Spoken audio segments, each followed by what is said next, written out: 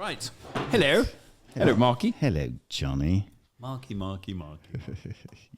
I believe our political differences are summed up with our starting drinks.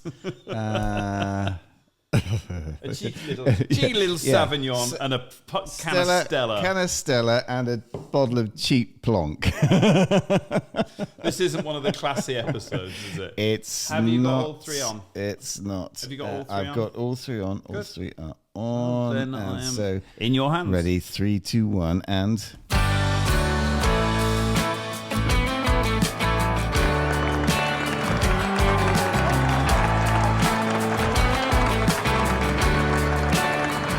Well, ladies and gentlemen, here we are again. Brumcrack 19. 19.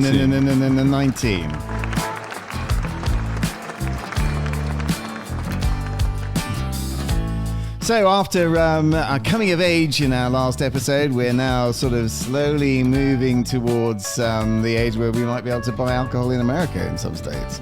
But and coming up to 1 year. So as of the beginning of October, it'll be a year we'll be doing our podcast consistently, and nobody's more surprised that we've managed to keep it up than John.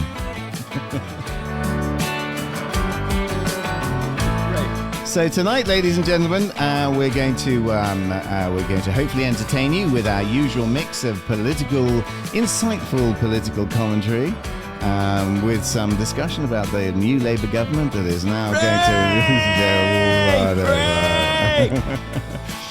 and we're going to have our alcohol of dubious provenance and playing some AI music. Just before we came on air, and we may include it in the pre-com, John was comparing, his working class background, Stella Artois. That used to be really classy. Stella. Yeah, no, it still is. It still is. No, it really still is. It still is classy. It's also been called wife beater, which is a bit out of order, but yeah. And me with drinking a bottle of cheap red Plonk. But there we go. Fucking right wing. So we commenced this episode on, I think, the first day of the new Parliament. Is it? I think so. Yes. I've really got my finger on the pulse. Yeah, you really have got your finger on the pulse. Today is the first day of the new Parliament. It's the first day of the new Parliament with the new Labour government. Dawn. And haven't they done well? They have so done. far? I am so pleased. Haven't they done well? Hold on. And everybody who voted for them should be proud, because this Labour government has already got rid of the worst of the Tories, including their £21 billion black hole they lied about. That's a lie for a start. So they've got rid of that, or at least they're going to cope with it. You can't say, attack what you call a lie with another lie. Oh no! I remember we did this last week. No, with but evidence. you haven't the got me the Office of figures. National Statistics, the ONS. I showed them No, to you you didn't. from the ONS. You didn't show me and anything. the Office of Budget Responsibility, Anyway, which, by the way, I'm preempting. I know you intend to quote the ONS when it suits you. Yeah, but you don't ONS when it is doesn't. Not saying that. It's not saying that. It did say that exactly. It did. Hang on, can we just stop? Yep. If you are a new listener, this is the normal level of debate we have. No, it's not. No, just in don't case switch off. No, you'll make them switch off. It's like Keir Starmer saying, "Oh, it's all going to be really bad." It was really bad, No, and he's it's going to be really going bad. to be No, really it is bad. because you lot left a flipping black hole because you gave the money away to your supporters. Yeah, blah blah blah. Anyway, so we're going to start So off. a new Labour dawn. New Labour dawn. Woo! Well, I was going to say, haven't they started well by cancelling the winter fuel payments? Let's go through winter fuel it. payments for pensioners, that's gone. What else? Ofsted. Let's make life easier for the teachers by removing the one-word description. And let's not kill them anymore. Kill the headmistresses. Listen. I'm sorry. There will always be vulnerable people out there, and A headmistress who kills herself because of the pressure she's put under. Yeah, well, when it doesn't help. Anyway, are we going to discuss these things? Are you listening them to discuss? We're going to play a bit of music, first of all. Okay, cool. We're going to go into a bit of music. And tonight I'm going to start off. I talked about doing a bit of jazz and a bit of acid jazz last time. So this is one of my my AI tunes. So you wrote it? Oh, yeah, I wrote it. Yeah. You wrote it? No, You wrote I really did. You composed the music and you wrote the lyrics? I really Fantastic. did. By the way, that's probably about as honest as most bands that are going to do this stuff. All right, go on. Well, I was having this discussion with my son the other day. I said, there's going to be two types of musicians. There's going to be those that use AI, in some form or another, and there's going to be those that lie about it. Which is true. Which is true. Cynical or what? So this is a good bit of cool jazz called Rhythm of the Soul. It's there. Not there.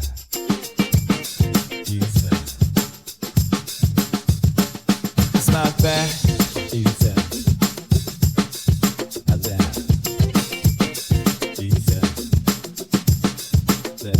It's in your time, man.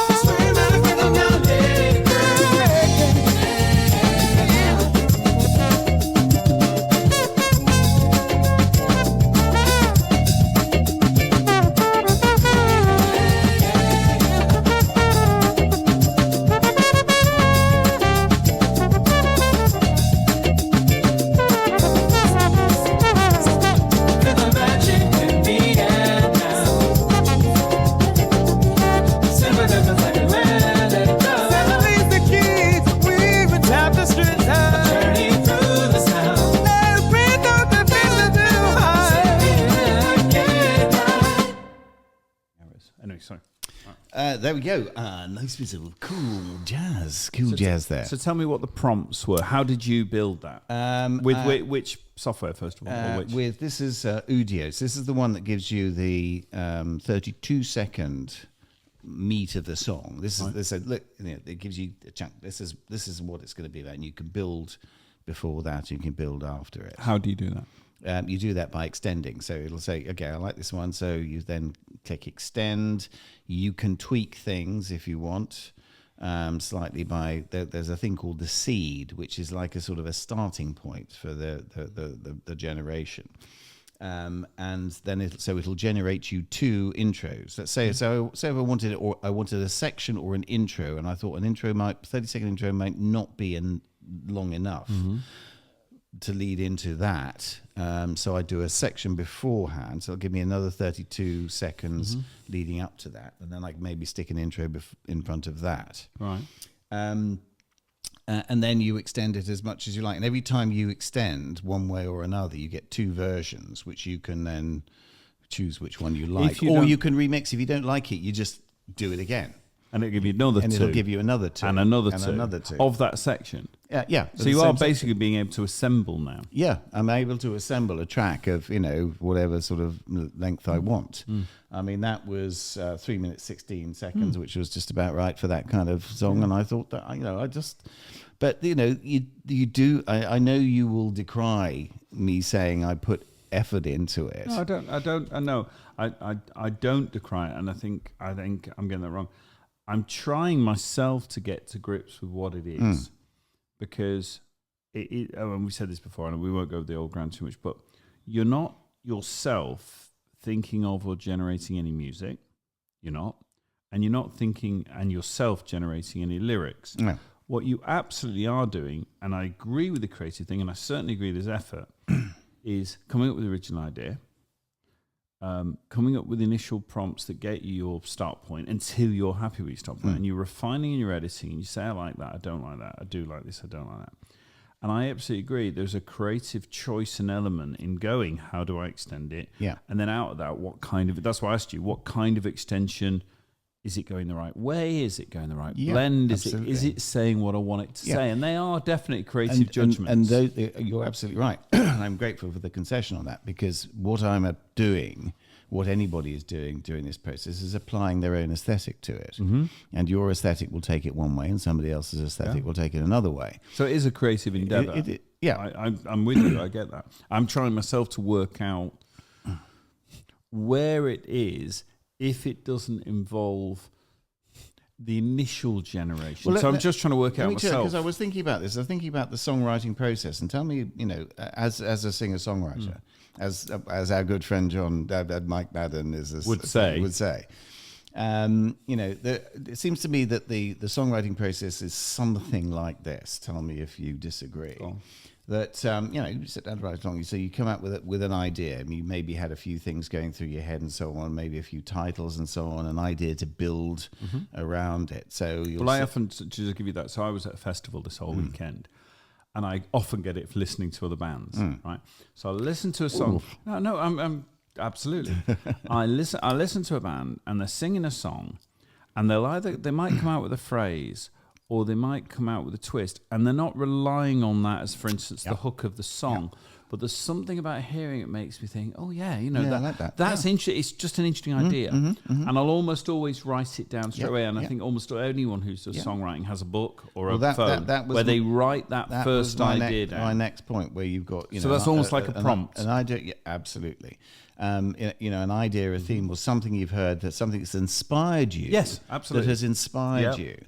Okay, and when I start out, I will start off with a basic idea of the sort of song that I'm going for, the sort of feel and the vibe that that's definitely what you do. Yeah. Okay, and I'll work it, and I may have, I don't know, however many attempts before I get something that I like that. And so that starts to build up. So it's like if you're sitting down with a guitar and you're playing through some chords and you jamming. And you come to a chord progression you quite like, or a little phrase or something like that, and you build upon that. I think where it's different. So I'm trying to see what's similar and what's different. First of all, I agree. So I mean, just out of interest. So I'm there in the crowd, listening to some songs, and this wasn't copied. It's just something hit me. I think what I heard was a kind of very much like we've just listened to, and I said, I heard quite a funky beat. That's all it is. I just heard that kind of falling over beat, and I know I think they were in 4/4, but it sounded almost like a jazzy. But it sounded never 4/4. But it sounded like a 5/4. And there's a very famous Take 5 is a jazz song. It's very famous because it falls over and it has a lovely rhythm because it always feels like it's tripping up over itself, and it's 5/4. So they've added one note. I hope I've downloaded that one, because that one I mentioned it while this was playing. There's one which is quite long, and it's. I think I have got it. Yeah, no, maybe not. We'll play it next time. But it is quite a long one with a complicated jazz female vocal. Oh, you're talking about the mistakes. I mean, you hear the mistakes. Humanizing. You hear where the backing singers are trying to do it all in one take, and it's like. Real. human. It's real. Sorry, just to finish what I was saying. So I came up with a song which is called 5/4. Now I'm literally in the crowd. I'm going 5/4. That's a good name for a song. And then it was about that's the inspiration is two things coming together. A very good friend came and visited me here at the house, and we were out on the patio, and I was playing my guitar, and his son is fairly severely autistic. Has regulation problems with his volume, so when he's out, they have to do all that. But he's locked himself away in his room like an autistic person might, and has played guitar, but never let his kids, let his parents ever hear him, not ever, right? And we're out on the patio. There's a fire on. I've got my guitar. He's got his ukulele, and we start playing together. And some of his songs are that kind of shouty, percussive, slightly deregulated, but which can be interesting in itself. But it's slightly out of control. But I think he was controlling it in his head. Then he plays some beautiful, delicate stuff, right? So you suddenly hear this music, and it's gone on further. So first of all, the first time they'd ever heard him, which is lovely. And then I find out, I'm encouraging him to do open mics because he's certainly up for that. Goes back to Australia, does his first open mic, and his parents are in the audience. So just a beautiful piece of what music can do. But when I heard 5/4 and that falling over itself, that kind of thing, I just thought ADHD, autism, Ben, and I want to write this song for Ben, where it's not normal, it's not 4/4, it doesn't sit in normal, and the dysregulation of doing 5/4. Yeah. And that, all I'm trying to say, that's the inspiration. That's what makes you go, now I can sit down and write a song. So sorry, I just wanted to point out. But where I'm asking you is different. So I agree with the instinct. I agree with the inspiration. I agree with the idea bit. And I agree that you then have something to say. There's something you want to say. Where I think there's a difference, and I want to know what you think, is anyone who's a musician has to then create either the music or the lyrics or both or wherever they meet. And they create it, and then they absolutely edit it. They edit their own creative, which you can do with this. Well, yeah, but I'm talking about editing in the widest sense. You look at your own thing, and you go, "No, I don't really like that. I'm going to change that. I'm going to change that lyric. I'm going to change the structure. I'm going to change the beat." That they're constantly creative elements that go into it. But the first bit is very much an inspirational. I'm going to write I'm going to write what I feel, and I'll work the rest of it out later. That's the step I think you miss, because someone else does it and just gives it to you.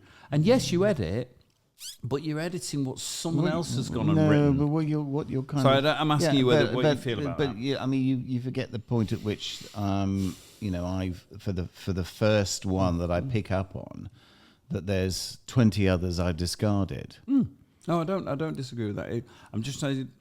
I think that's the creative difference. No, I'm basically saying it's a difference. An artist's core skill, talent, whatever you want to call it, is their aesthetic. Go on. And the thing is that how you achieve communicating that aesthetic. That's what, whether it's through sculpture, whether it's through painting, whether it's through music, you are communicating your aesthetic. But if an artist does it, they do it. They create. Do you think you create, or do you think you ask something else to create for you? No, it doesn't, because you then choose. Then choose. That will not give me that song. But is it fair to say you didn't create it? You edited it, and you absolutely made creative choices. You create the guitar, you play your music on, and so on. But I'm asking you, do you not agree with me? By create, what do you mean? I mean, actually generate and create the music. You used exactly the word that's applied to create, generate the musical ideas and or the lyrical ideas that do express what you've got to say. I would say you don't create those things. No, I would say I do, in exactly the same way that you did when you listened to someone playing and said, "Oh, I like that, and I want to go down that." In perhaps in an even less direct way than you, because was it Picasso said, "Great artists." Artists copy, great artists steal. Yeah. Well, I've got a great book called "Steal Like an Artist," but stealing like an artist is always about about, first of all, inspiration. Yeah. I think we've both got that. From that inspiration, it's understanding, which requires knowledge of music, and I don't mean elitist, just does require it, where you analyse why you liked it. What did they do? No, but that artists made don't. you? But you. Well, some do, some don't. Yeah, but artists don't really do that. It just can't. It kind of happens for a lot. Well, some do, some don't. differences, Listen, yeah. and I mean, there's I'm much more like an engineer. I build songs. Yeah, okay. There are other people. Well, that's no. what I do. I build this song. It may listen. I think what this does is it removes a lot of the impediments. Certainly for me as a musician. I can't remember whether we discussed this last time. That I was looking at. No, I didn't. I discussed it with my son. That I was, just looking for commentary on AI music and so on, and there's a lot on Reddit, as you might imagine. But one thing that surprised me that came through was how many people were saying that the ability to turn their experience and so on into music was enormously helpful for their mental health and helped them get through, all sorts of personal traumas and so on and so forth, and how there's been such almost all musicians say that about music. No, absolutely. But this is allowing someone like me who can't play, but who I think has a musical aesthetic, and had I dedicated my life to music from an early age and gone through all the learning the craft and so on and so forth, could have been a musician. You still could now if you put the time and dedication in. Exactly. But this is removed. Anyway, we have done this before, so I don't want to. Let's move on. Worry about. Let's move on. But it's interesting. I mean, believe me, we're having the and also we're trying to arrange a guest for next week who is one of the best local musicians I know, and hopefully he'll come. It's not nailed down.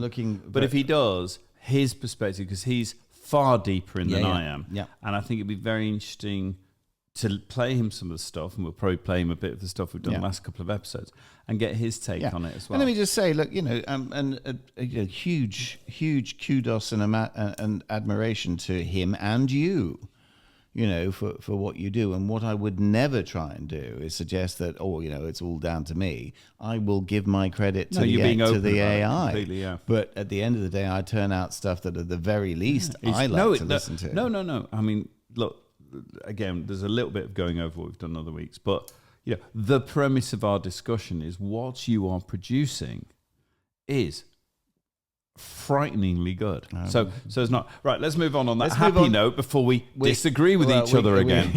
We're going to move on to something a little more contentious after a track from the Summers Family album, Southern Nights. And now this is just tell me what the names of the band are. The names of the members of the band. Names of the members. Well, of the interestingly enough, this is the members of the band are Holly's the lead singer, and is she the lovely daughter? Is she blonde? She's blonde. Yes. Right. Go on. Yeah. And your point is, I haven't made one. Just observing. This is radio. Her husband remember Kurt and Kurt. Kurt's father is Waylon. And is Kurt quite strong, athletic?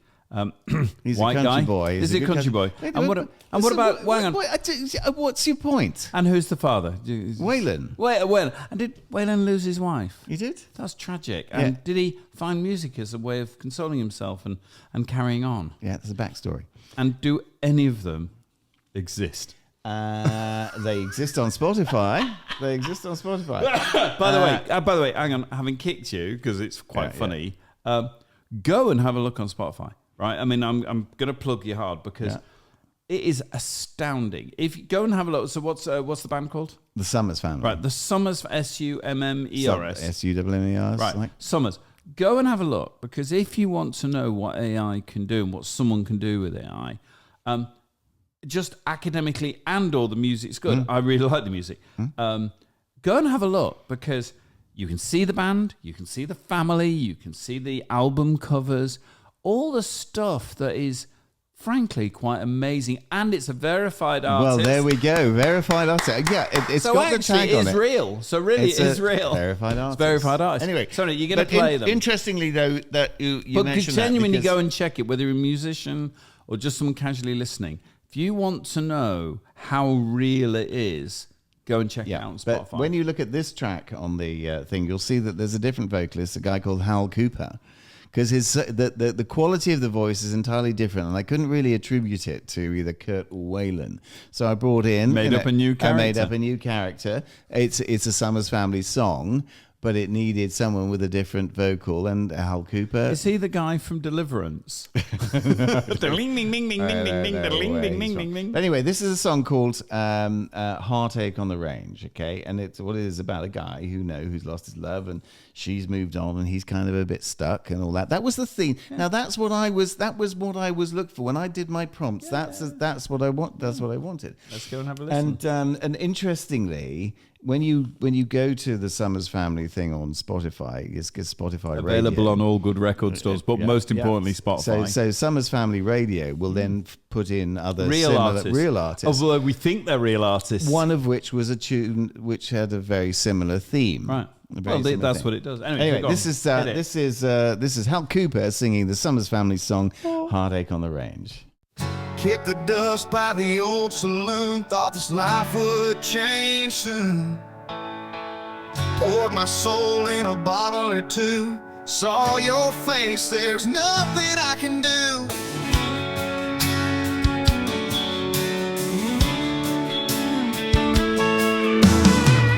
Rode the long road under the stars, past the miles we've come so far. Miss your laugh, miss your smile, but I know you're happy all the while. Cowboy's heart, full of ache, but I see you're doing great with a new man by your side. Now I'm alone on this long ride.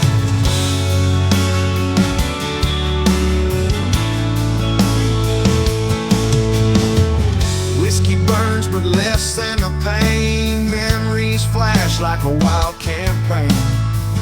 Your love was my guiding light. Now I roam through endless night. Saw you dance under moon's soft glow. With him now gone, my chance to grow. Treat you kind, I can see the truth. Spin our love, you forsooth. Cowboy's heart, full of ache, but I see you're doing great with a new man by your side. Now I'm alone on this long ride.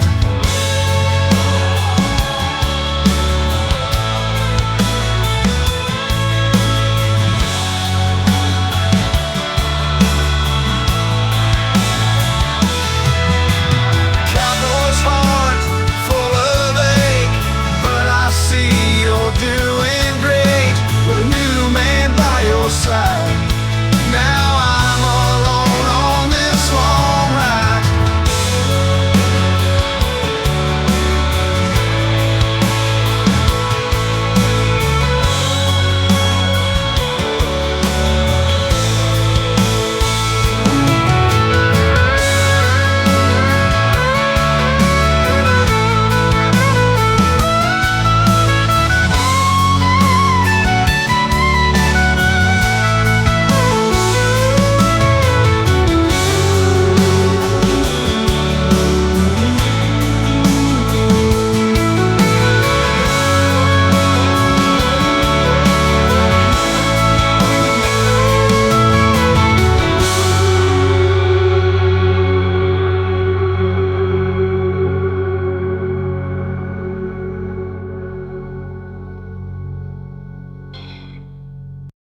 Now, how fucking good of a country song is that? How good a country song is that? And I was really listening to the lyrics on that one, and you pointed out. Sorry, when we're off mic, Mark was pointing out the solo on it, and I'm really listening to it, and I'm going, I play electric guitar a bit, very basic. I think it's basic, but enough. Mm-hmm. If I spend a week, maybe less, but a week, I could probably play that solo, but it'd take me about a week to do it. And I'd learn from it. I would. The next one would take you a couple of days. Well, I'd learn from being able to do it. So that's how good it is. I would have no problem. If I'd heard this from Clapton or someone, right, I'd have no problem going, I'm going to learn that, and I'm going to go away and learn it. It's so good. But what we were laughing at, again off mic during it, laughing as in a positive thing, is some of the lyrical twist there, writing lyrics is easy, and I was almost ready to slag Mark because, you're always looking for twee, aren't you? You're looking for kind of that twee thing. Where you think, oh, computer's done that, boom. And that end of the chorus where you so expect him to go something that rhymes with night. This long night, yeah. It's going to land. And there you are doing fine. And something on this long night you were expecting, but it's this long ride. But he also lengthens it. It's not even on the beat. So he comes in, you expect it just to end on night, and that'd be a little bit cliched. Nothing wrong, lots of bands would do that. But a little bit cliched, and you'd go, oh, it's a bit cliched. And then he rolls, he lifts, he rolls, and then he lands on ride, which is such a better lyric. Such a better lyric. And with an extension, so it feels a bit, makes you drop forward, which is very, very clever writing. It's very sophisticated it's writing. Really sophisticated writing. And I'm still at the fact this is still version 3, version 3.4 or something, 3.5. Yeah. We're not even at version 7 yet. No. But anyway, should we move on? Because you're depressing. But I think that fantastic. And you see why I changed the name of the vocalist, because the vocal has a different vibe to it. I wasn't as completely convinced on the vocal, but then again, I have heard real vocalists who have that slight tremolo kind of all the time, and I know vocalists have done it, so I can't slag the AI for that. I prefer it the artists who don't do that, apart from maybe when they want to stress something. But that's a personal choice. But I think that really suited that sort of slight tremor. Yeah. Anyway, I can't knock it. It's anyway. Moving on. Listen, if I'd fucking written that, I'd be pleased as fucking punch, mate. Same here. Hang on, same here. If I wrote a country song as good as that, I would be pleased as punch. Right, carry on. Good. So you had a news item you wanted to discuss briefly. It's something we haven't really covered that much, and that's the announcement by the new Labour government that they're going to suspend some export licenses with regard to weapons sales to Israel. Yeah. So tell us. Tell us about that. Tell us about it. Right. Hang on a minute. Yeah, give me a we have to ting. We have. Ting. I like it was turned down. Is that new? Right. So, John, over to you for the latest news. At the news desk, which basically means if you're looking at it on video, you can see me looking at the Guardian on the phone. So this is our normal level of preparation. Yeah. But anyway, the facts are the facts. So anyway, the UK suspends 30 arms export 30 licenses. Out of I think I know it could many more. Yeah, many more. Export license to Israel after review. And like you say, I'm quite sure it's not a real dent, but it is a signal. It's mostly with regard to things like guidance systems and for drones and missiles and things like that. All right. Which and the suspension was, as I understand it, on the basis that it could be used for things that might infringe genocide. Something. Right. So I wanted to debate this on two different levels. Yeah. So first of all, I wanted to debate it. I think it's really important that, and I think it's a right-wing tactic, is to this is what I think, that it was a right-wing tactic to convince people that democracy essentially doesn't work. Don't vote, because when you get Labour, you'll get exactly the same as the Tories, so don't bother doing it. Voter suppression. I personally think this Labour Party, this Labour government, it's going to make mistakes, it's going to do that. But you can see changes. So the first thing I just want to get into is, this is an example of when you vote, things change. I don't believe the Tory government would have suspended licenses like that. I think it's a feature of having this new government. No, because left-wing are anti-Semitic. Before we get it, and that's just tired. But especially given, my personal circumstances, which make a nonsense of what you've just said. But so the first thing I want to do is, it shows to me that voting works because you get a different approach, and you get a government that's prepared to be an ally of Israel, but to signal and ultimately take action to say, but this behaviour, even if you're an ally, isn't acceptable. And the second side of it, I'm not sure it says that. Well, no, hang on, we'll do that in a minute. I'm just saying, I'm laying whatever out, you want I'm to. I'm laying out my stalls. That's one bit, and then the other bit is the actual behaviour of this Israeli government and what it's done. Which and I have no think, truck with, and you Yeah. know that. Well, no, but because let's have- Netanyahu. But as you far as I'm said, but concerned- you said off mic before we started that there is some nuance that you're interested Yeah, in. there is. And we'll have it. So what I'm saying, they're the two grounds. So let's start with, because I've asked you this before last time with the change of government. What's your view on this government? How do you see this from our government's point of view? Do you see it as a change? Do you see it as a positive change that the government's more critical? Do you see it as a signal worth sending? Or do you think the Tories would have done it themselves? They'd have done this? Where do you stand on it? I don't think the Tories would have done it, and I don't think the Labour Party has the courage to go where it really wants to go.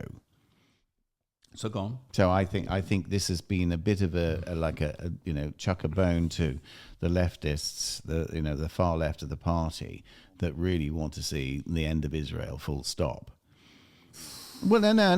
Well, you can do that, but Because there's no evidence. Well, but go on. there's plenty of evidence. You know how sort of fundamentally anti-Semitic the Labour Party and the left is. Seriously. I mean, seriously. Right. So I just made a reference to my circumstances. I am the left person in our debates, right? You are, but you're not one that is anti-Semitic. But by golly, there are plenty that are. So anyway, I'm the lefty in this. So Yeah, apparently I know, but, lefties are all anti-Semitic, No, which is what you were saying. Not all. Right. You're not one of them. Right. There's a lot of them. And my late wife of 11 years was Jewish, so I had 21 Yes. years. My I'm mother-in-law... not accusing hang on, you by the way, I'm of not, being anti-Semitic. Mark, that's not my point. I know you're not. And my mother-in-law, who's somewhat elderly, if I say how old she is, she will kick my ass, right? But I still have my Jewish mother-in-law, and I'm very embedded. 21 years married. I'm very embedded in English Jewish culture, and I love it and I respect it, and I'm absolutely heartwarmingly warm to them in a very similar way that I'm heartwarmingly warm to our Irish heritage that we both share. Right?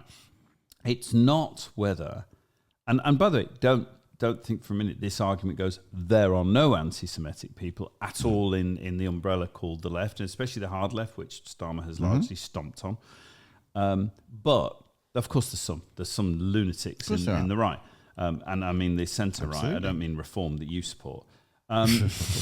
But would I, with that background, would I have any truck or excuses or anything other than condemnation if I saw anti-Semitism in the Labour Party? Right. And I don't. And so there's a bit of a logical step, which is, I follow politics like you do. We both follow it pretty tight. Again, I'm not saying there's no one in it. They should be castigated and kicked out, which is basically what Starmer's done.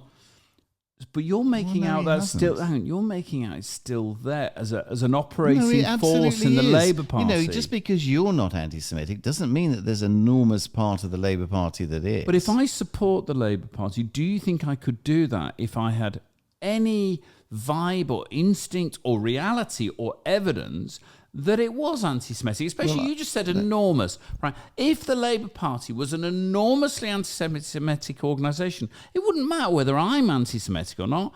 I couldn't and wouldn't, and no one on there would. Because it's a little secret thing in your head. Okay, you say so. All right, anyway, that's my argument. My argument is I would never support it. Anyway, but the original question was... You're saying they want the destruction of Israel. Yeah, the Labour Party secretly wants that. Do you really think that? Well, I think there's a lot in the Labour Party that do. Okay, all right. You mean a tiny minority or a lot? Let me just say this. No, it's a minority. It's the far left. Okay, it's the far left. And do you agree Starmer has... his pitch and his behaviour has basically been to push the far left out to the fringes? Well, at the moment, he's managing to keep a cap on them. But, that's only going to last so long. He's expelled some of their strongest people. I know. All right, and you carry on. That was one aspect. Yeah. What do you think about, though, because it'll slide into the second half. In other words, is it right to suspend these licences? Yeah. But just one thing. You said the Tories wouldn't, and I agree with you. They wouldn't have done this. No, they wouldn't have done it. Labour did. So I'm just trying to give the franchise. By voting, which the people did, and getting a Labour Party, and I'm just saying things are different. This party, whilst absolutely being... pensioners have lost their winter fuel we'll get payments. there. Well, I'm very happy to get there. I just want to just keep it on this because we started on this. So I'm just trying. One of the little points I just want to point out is that voting matters because we have a what different you mean is approach. we've got a different government who's making different decisions, and I think that's a good thing. Yeah, well, but all you're saying is decision. that if you put a different set of politicians in, you're going to get different policies. But that's fantastic. That's the opposite of don't bother voting because they're all the same. They're not all the same. I never heard anybody say during the course of the election, don't bother voting because they're all the same, other than people who are pretty jaded generally. But, you hear Tories saying, you must vote, you should vote. Right, so second argument, let's just move. Second argument, this comes down to the core of what is going on, a view on Gaza and a view on this government. And is it anti-Semitic to criticise the Israeli government? Is it criticising Israel? Is it criticising the existence of Israel? So I'm saying, because you said there was some subtlety in the positions, and I want to hear that from you. Okay. What do you think? I'm no supporter of Netanyahu. I May I ask why not? What's your objection? He's too extreme. He's desperate to hold on to his position because he's facing various allegations of corruption and trials as soon as he's no longer the prime minister, and he's supported and has been told by the far right in Israel. Who are often theologically based. Absolutely. That if he gives any ground to Hamas at all, they'll drop the government his support. And he'll go to jail. Which I think is a bit of an empty threat because that means they will lose all their... But anyway, the subtlety thing is that Israel finds itself in a constant existential crisis where it is surrounded by countries, and it is populated who are often dedicated to their destruction. Who have sworn their aim to be the destruction of the state of Israel and the expulsion of all Jews, because from the river to the sea means no Jews from the River Jordan to, it's open to debate. Galilee. That's open to debate. But I'm certainly not suggesting there are a lot of people saying it, or but some people saying it. They're facing an existential crisis. The river to the sea, I'm just taking that phrase out because the normal way I've heard it said, so in other words, I'm just saying different views. They're the people who say Palestinians will be free from the river to the sea. Right? That can either mean the extreme version you're saying. It can mean that. And there's no question there are some people saying that. Yeah, the Iranian government essentially are saying that. So I agree. Well, Hamas is... Hamas are definitely saying that. But an awful lot of people, when you say Palestinians should be free from the river to the sea, what they're saying is the unfairness and the occupation must end. So I'm merely saying, because otherwise, as you know, under the hate speech thing with all the protesters, it's almost been tested, and the police have taken a view which is, of itself, it doesn't advocate hate speech, i.e. warfare and killing, but it can. Yeah. So context. So I'm just saying context, but carry on.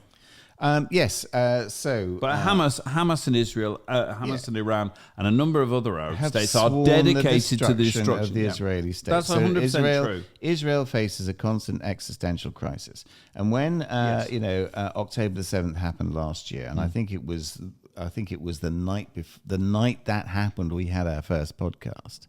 Was it? It was. Okay. We didn't cause it. No, we didn't. There was no subcarrier. There was no subcarrier signal. No.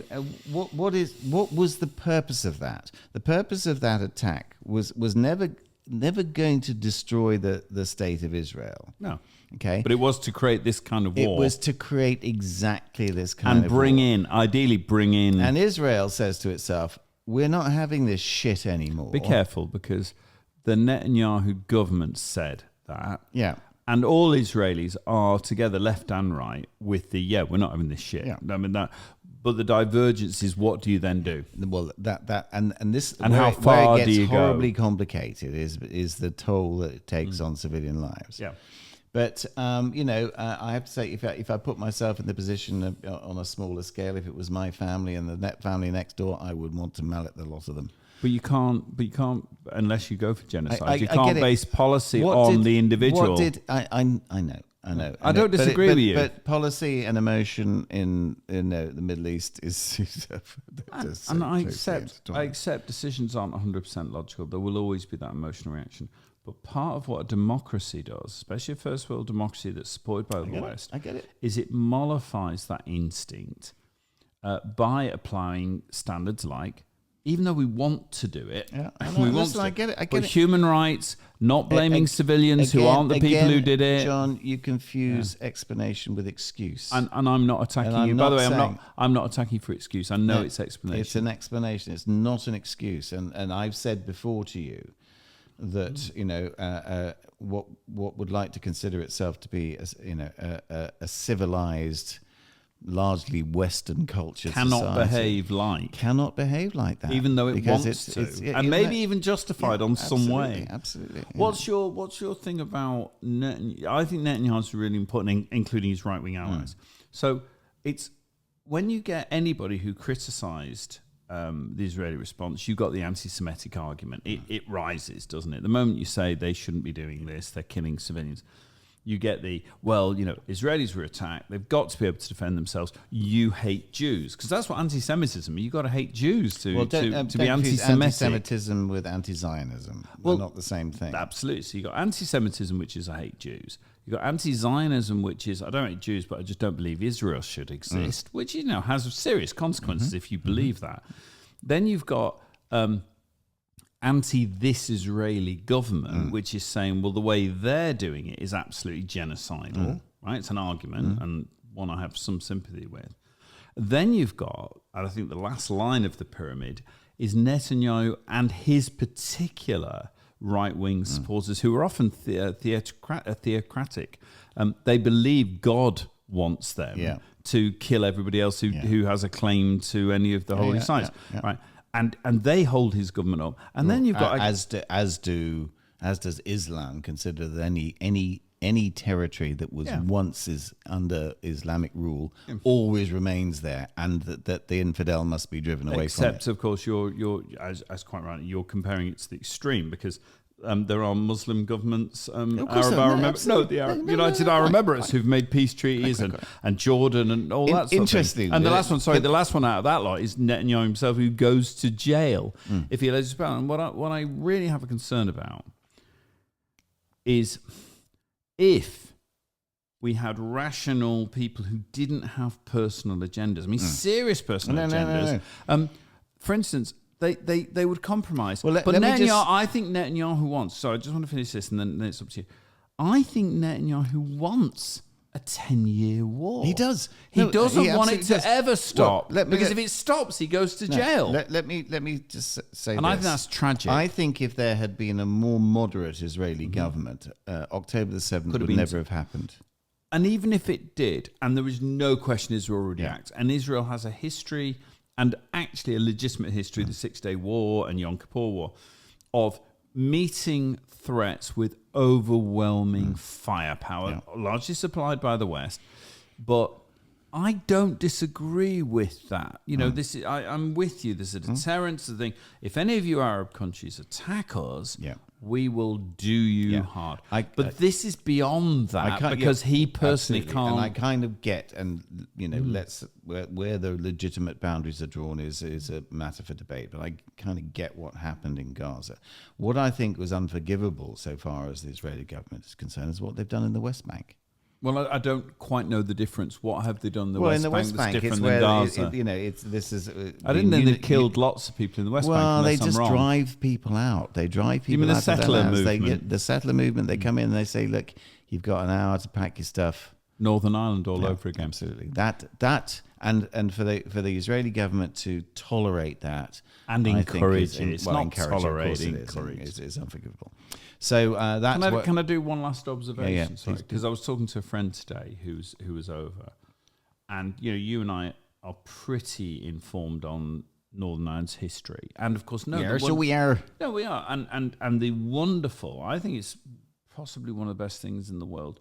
The Good Friday Agreement isn't a small thing. No. It's one of probably the best conflict resolution agreements ever made. Inspired by Nelson Mandela, the Truth and Reconciliation. Martin McGuinness. Couldn't remember the other guy. Hang on, who's the other guy? Sinn Féin, the main guy. Jerry Adams. Thank you. Jerry Adams, Martin McGuinness. Hang on, and Ian Paisley. Ian Paisley, the Chuckle Brothers. And just for anyone who doesn't know, these are implacable enemies who basically, there's no real doubt, I believe, but I don't want to get sued, but I'm pretty sure I'm safe ground. Martin McGuinness is known to be the commander of the IRA back in the day, and allegedly, let's just put that in there, but, you know. No, I get it. Very allegedly. And Jerry Adams. Jerry Adams was never, I think Jerry Adams was never shown to be an active IRA, but he was absolutely in the council. He was. And therefore, he was deliberately the political wing, but he was in. I'm not doing it.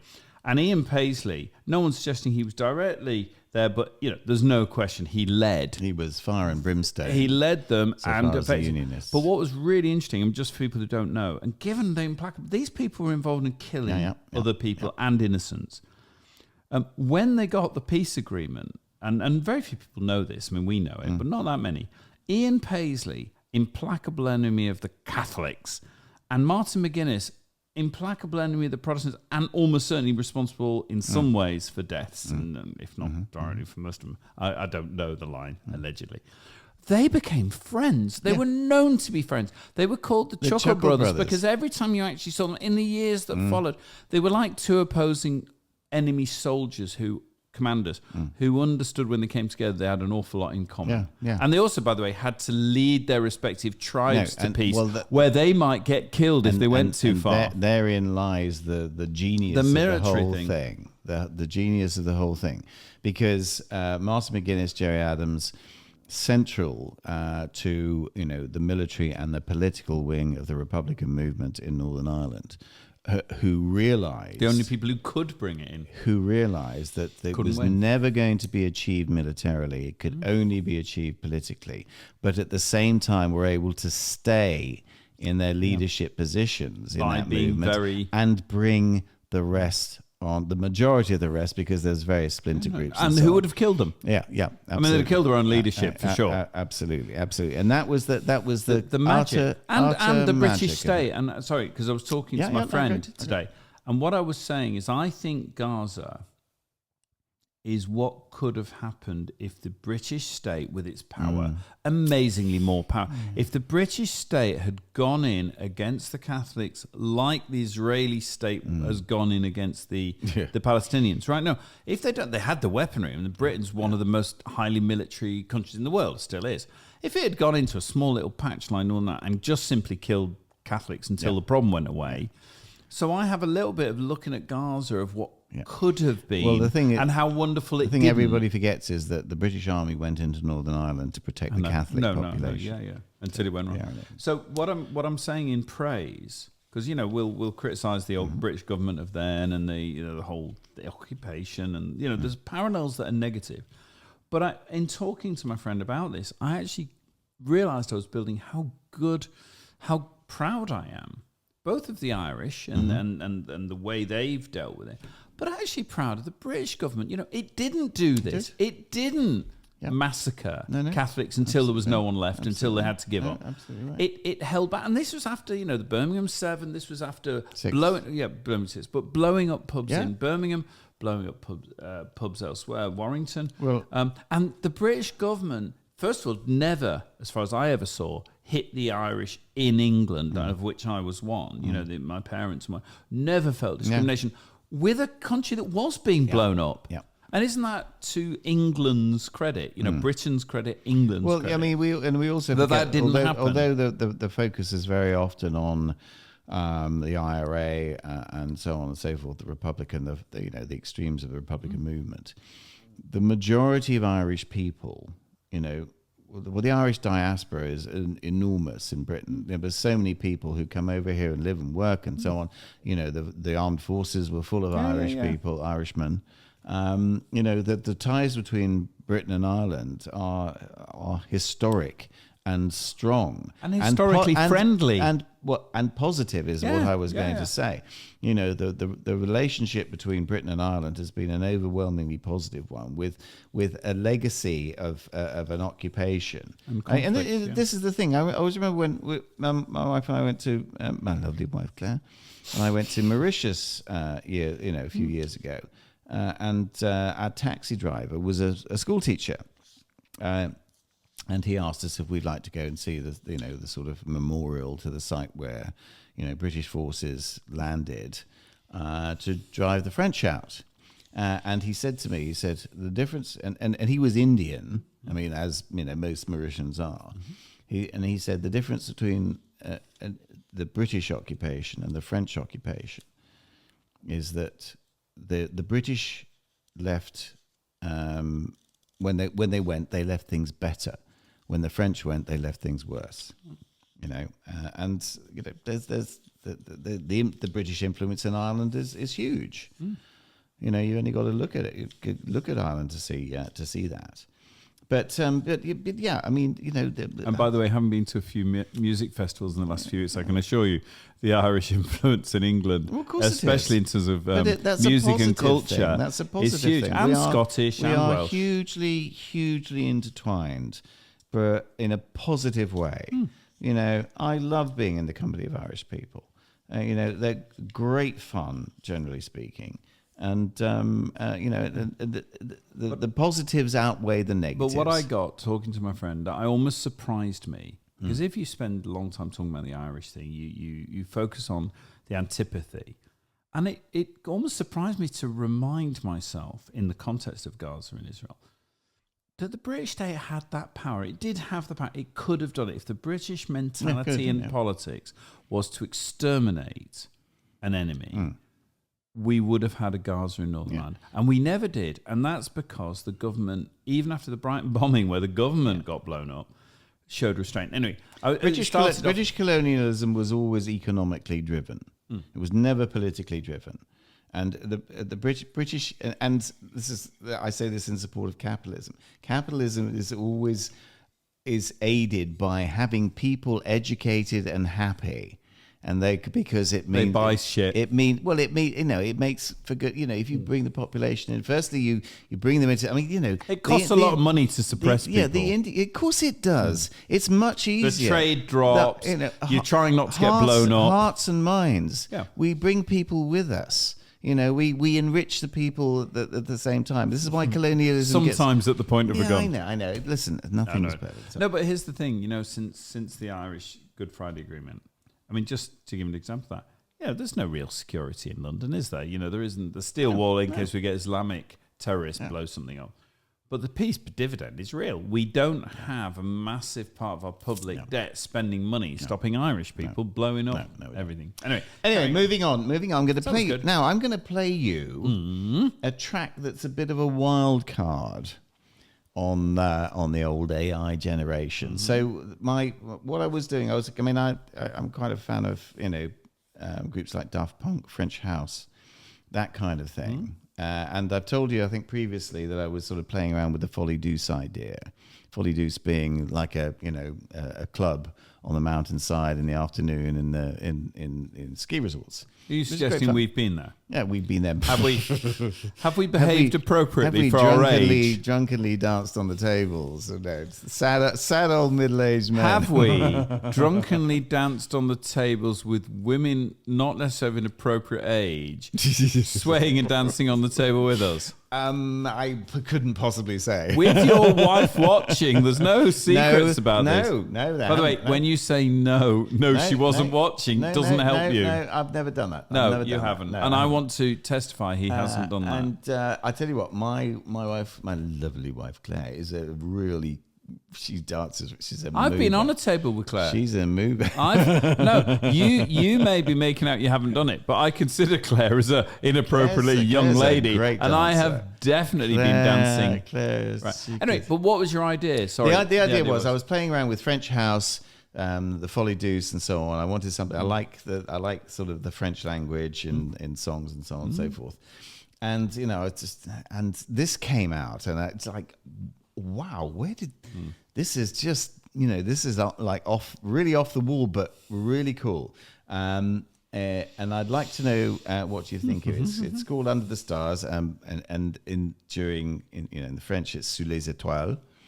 And it's unusual. I'd like to hear your critique afterwards. So here we are, Sous les étoiles.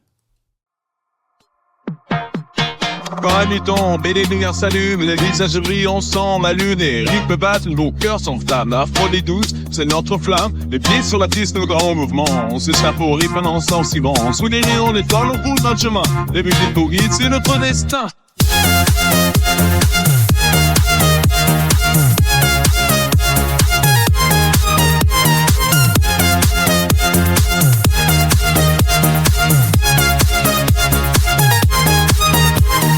Dansez tous, sous les étoiles, la folie douce la belle. Bon, le DJ monte le son, on se perd dans le tourbillon. Dansez tous, sous les étoiles, la folie douce la belle. Bon, le DJ monte le son, bon, le DJ monte le départ, bon, le départ, bon, le départ, bon, le départ, bon, le départ, bon, le départ.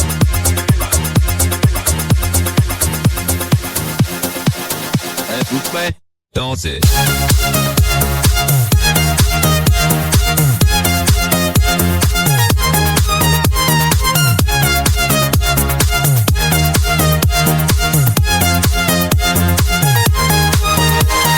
Dansez tous, sous les étoiles, la folie douce la belle. Bon, le DJ monte le son, on se perd dans le tourbillon. Dansez tous, sous les étoiles, la folie douce la belle. Bon, le DJ monte le son, bon, le DJ monte le départ, bon, le départ, bon, le départ, bon, le départ.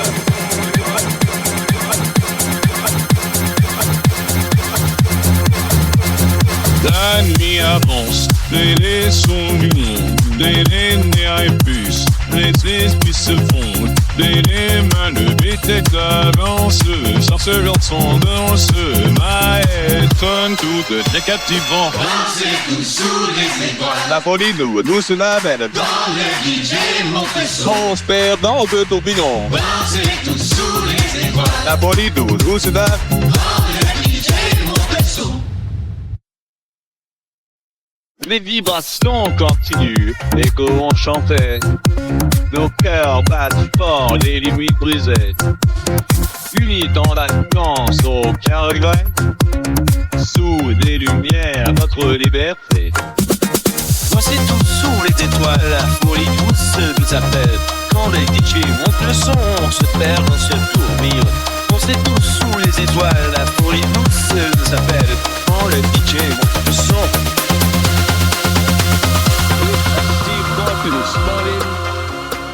Laisse penser vibrateur, ibérique. Selon chant si 20 ans, ibérique. Il ose atteindre le feu au cœur, ibérique. Là le temps c'était au leçon, ibérique. Vive sention c'est fille, t'en pousse, ibérique. Mais si venir c'est un des démons, ibérique. Vive seulement c'est au temps, si bon.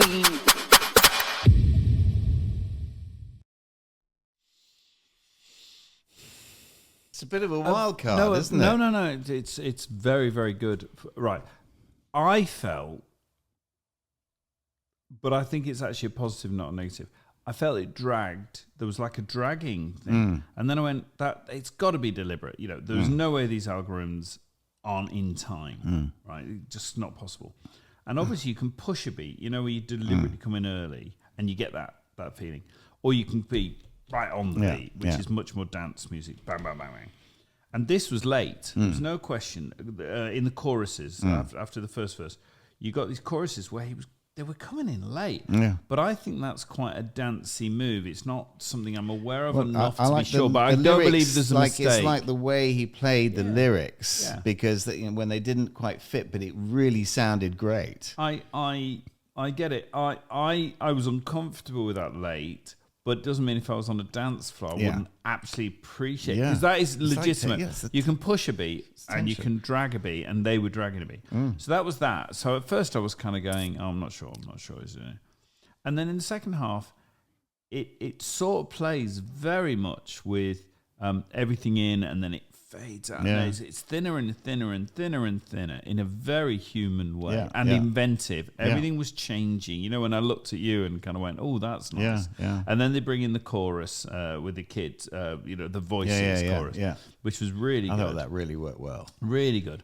And then it starts to drop back into a beat. It never really loses the beat. And then you say Bush at the end. And I kept waiting for, a really big thumpy beat. But absolutely, there's no human band that I wouldn't be saying that about. And I think the drag was deliberate because you just logically know there's no way a computer doesn't know how to stay in time. So it's not dragging as an accident.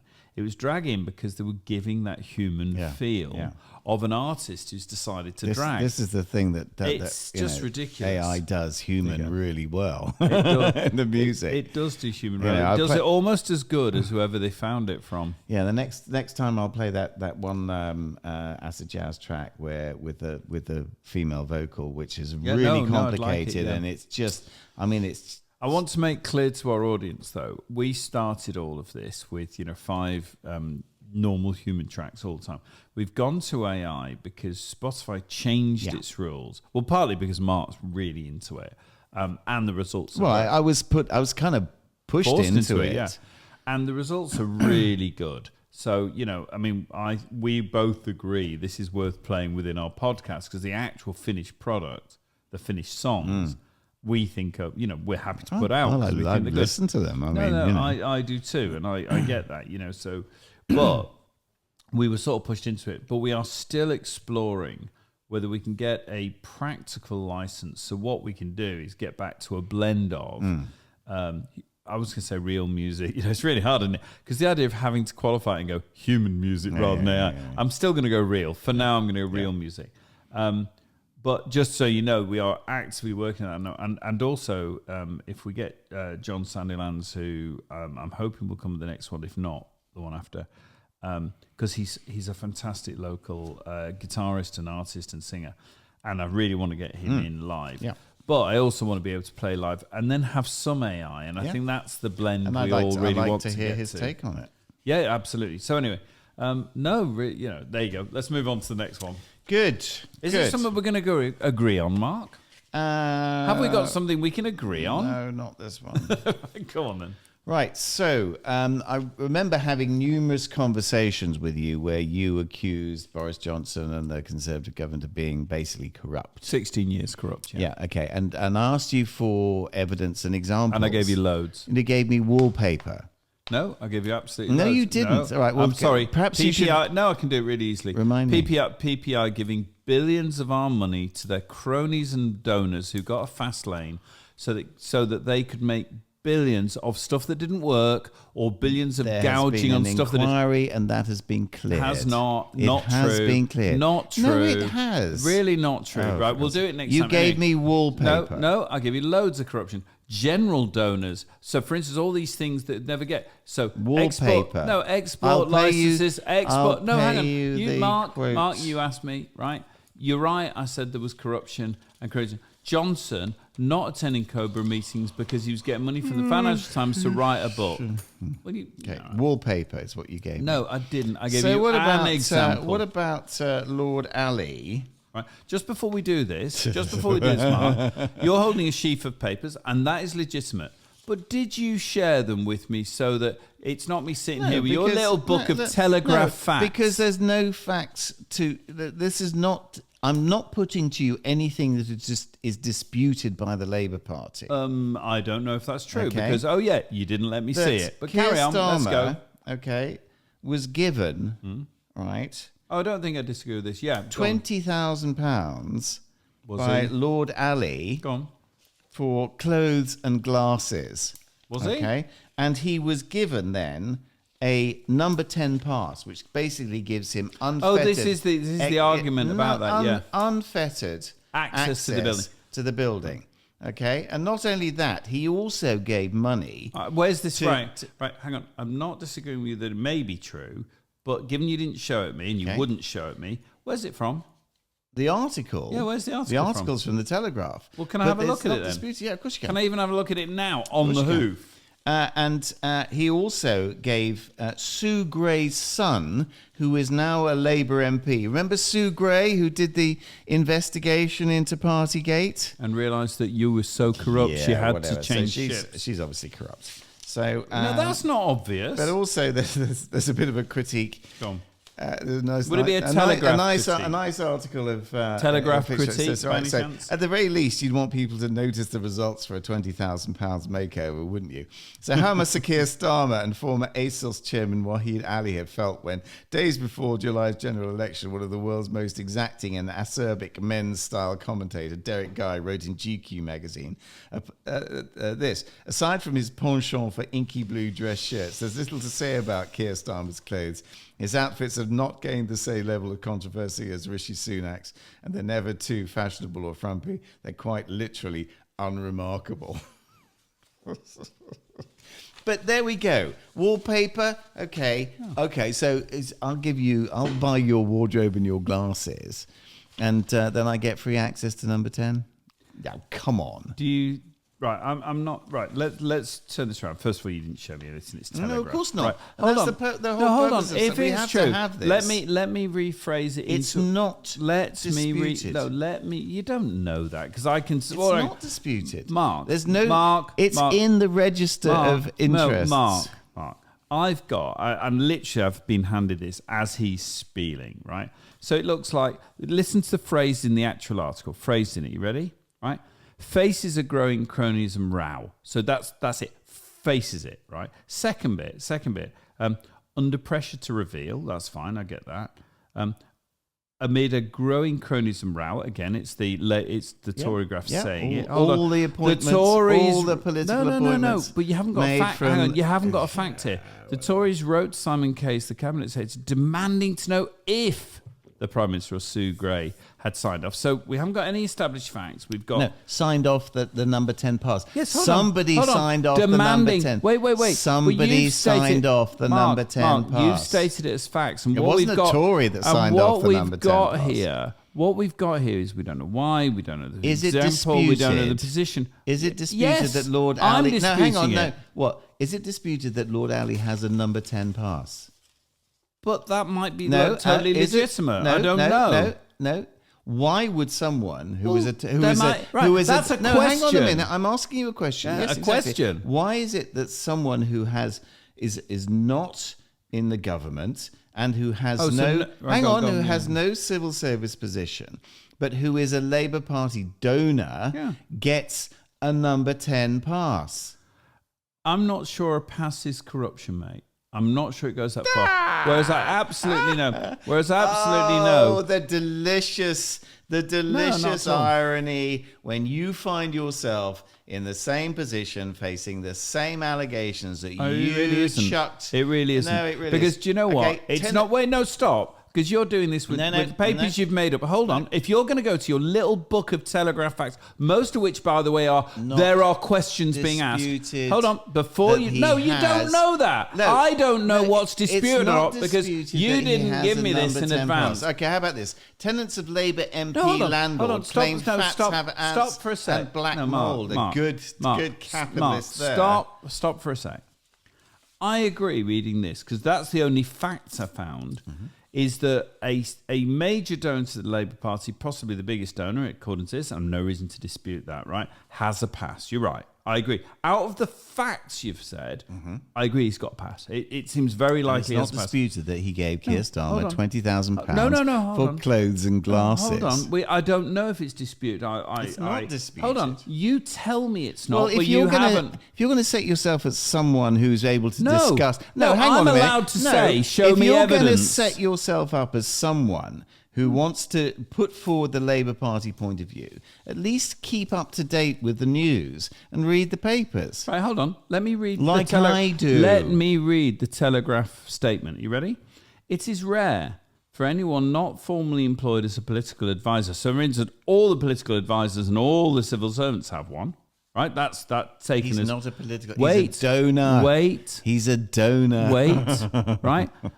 Anyone who meets the standard of political advisor or civil servant, they get a Downing Street pass. It is rare for anyone not formally employed as a political advisor or civil servant to be given a Downing Street pass. right? Or to host events on the premises. Rare. In other words, why is it not never? Oh, yeah, because the government... Nice try. No. Oh, okay, tell me... this is your tell me article. Tell me one person, okay? Tell me one person during the Conservative government who was not either a political advisor or a civil servant or a member of parliament or a member of the cabinet that had free access to number 10. Yeah. Tell me one. Tell me one. No. Because that's the trap. You just threw this at me, right? And anybody knows. Find me one. Next time. I've got enough that the Telegraph itself says it's rare, meaning it's happened loads of times before. And it's there. Rare does not mean. Nobody means it happens next. Rare does not mean. And by the way, just so you're clear, I am doing this on the hoof because he is literally holding the paper and won't let me see it. Well, keep up with the news. It's in the news. The Telegraph. You don't hear it on the BBC because you don't hear it on the. You don't hear it anywhere else. Tenants of Labour MP landlord claim flats have ants and black mold. Jazz Aswell claimed. No. The claimed. BBC. No, hang on. The BBC did this. Claimed. The BBC did claimed. This. Okay. Rents 15 apartment buildings to occupants at Ilford. Claimed. Who say they had no regular. Who say? They say. You know what we have cause? You know what we have cause to work this stuff out? The BBC went in. You hate the BBC. I know I do. You spend most of your life saying fair play. No, you have said most of your life, all the way up to the election, that the BBC can't be trusted. Nothing. Oh, you've changed. About it. Oh, you love the fair BBC. play Now, to right. the BBC. Hang on. We're going to discuss this in Muddies, right? Can I say where the ground of the actual discussion is rather than, near? No, there is a ground of discussion. Hypocrites Right. Hypocrisy off the scale. Yeah, on the basis that I've shown scale. On the basis I've shown those questions, and that's it, right? But can I put a legitimate thing to be discussed that you honestly can do? Do I agree that Labour MPs? I think there's two issues. One is the funding of Labour Party. The funding of any party, but the funding of our politics, right? If it costs loads of money to run any political party and run any premiership. Unions have got their money worth, haven't they? Allegedly, Mark. Well, they've got bloody great payouts. Yeah, how about listening to the point I'm trying to make rather than just your me. Right. If there is funding, if it's not going to be from your supporters, who's it going to be from? It is going to be from your supporters. To what degree does that influence decisions? And I think there are legitimate arguments. So let's take an extreme. An extreme is no political party of any sort should get any benefit or funding from anyone who supports them.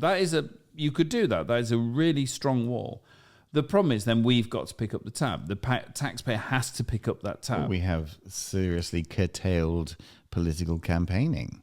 I mean, compared to America. Yeah, but that's compared to America. Here. It's compared to America. But, sorry, I'm just trying to make a point. Here's the scale. So you have a scale which says the taxpayer pays for all premiers, prime ministers to get their, they do need clothes, they do need this, they are public. Keir Starmer can't afford his own clothes and glasses. Oh, so he's got to walk around in cheap suits, whereas all you lot walk around. Well, I don't hear anybody praising Boris Johnson's suits. Let's face it, Rishi Sunak was able to pay for his own. Well, no, only because he got 10 million that he stole from us. Oh, bullshit. Well, his wife stole it. No. She pretended she was a non-dom when she's not. His wife stole the criteria. 10 million. Oh, Labour hang on. The criteria that Rishi Sunak made. No. Labour brought in non-dom status. No. Rishi Sunak had the rules and the chancellorship, and he made the rules so that his wife, his family could do it. And you don't like it back. You don't like it up, Mr. Mannering. The rules have been there for years. So back to this. What do you propose is the right level? Because if you're saying that you can't have any support, and I agree, there's problems with support. I said it about the Tories, and I am consistent.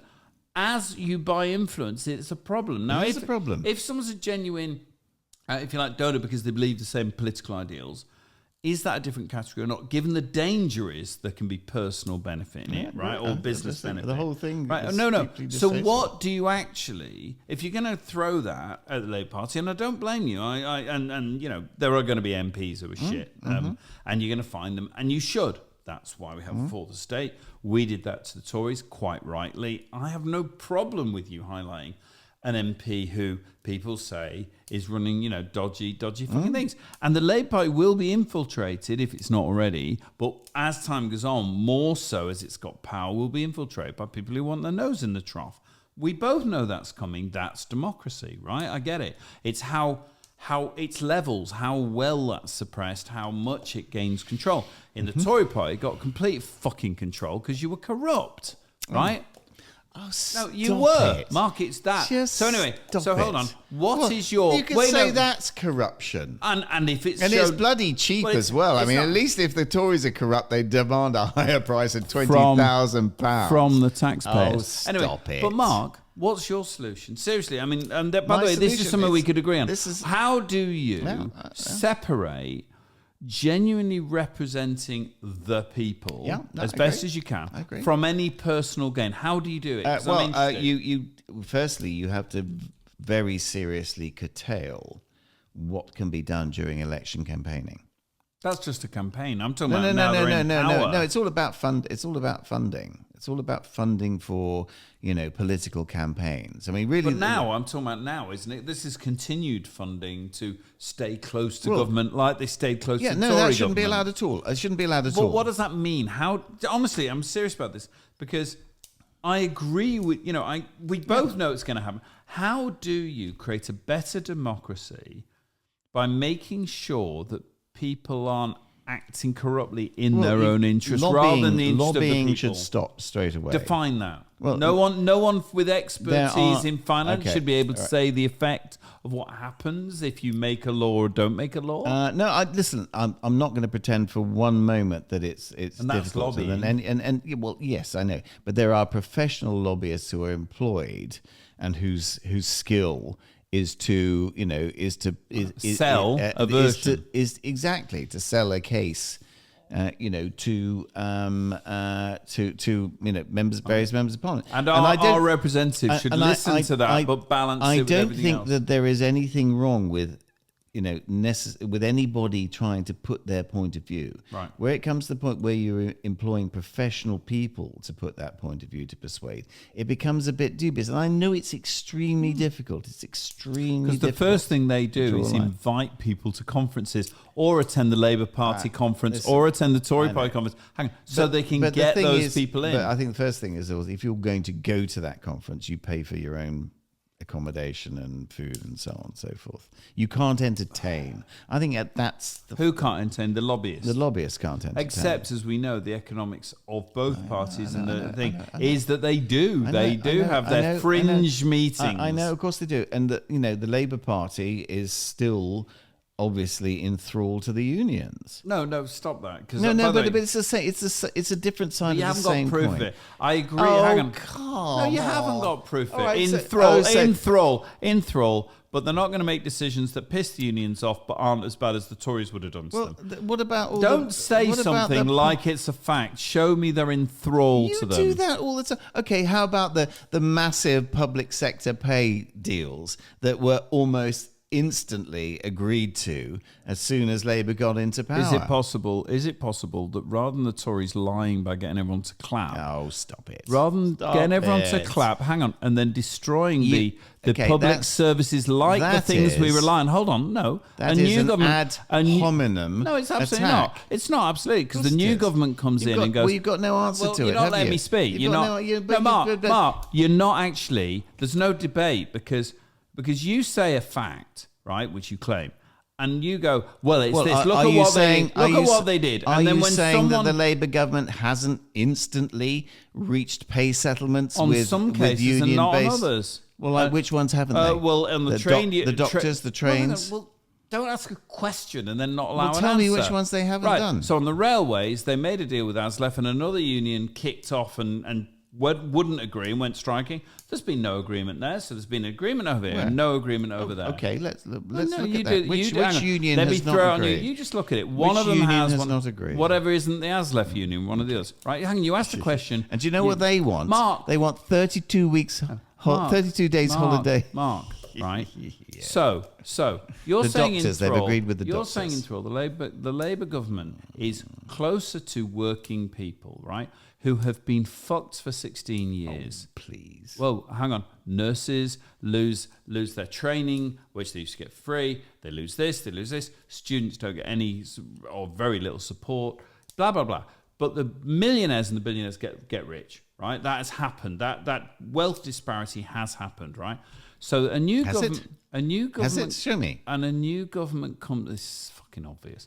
And it's clearly... So it's obvious when you argue for it. It's not when I No, argue it's obvious for because there's just some evidence. When I say it's true. obvious that the unions are in thrall Mark, to the Labour Party. Let me carry on. That's If you want I'm to tell concerned. people on this podcast that disparity hasn't happened, massive disparity hasn't happened because Mark says so, then that's fine. But back to what you were saying, which is this kind of enthrall. This government is behaving differently. You're right. This government is paying the working people who actually do the services we actually need, is going to put the money there. And actually, do you remember you kicked off right at the beginning about saying the pensioners thing, right?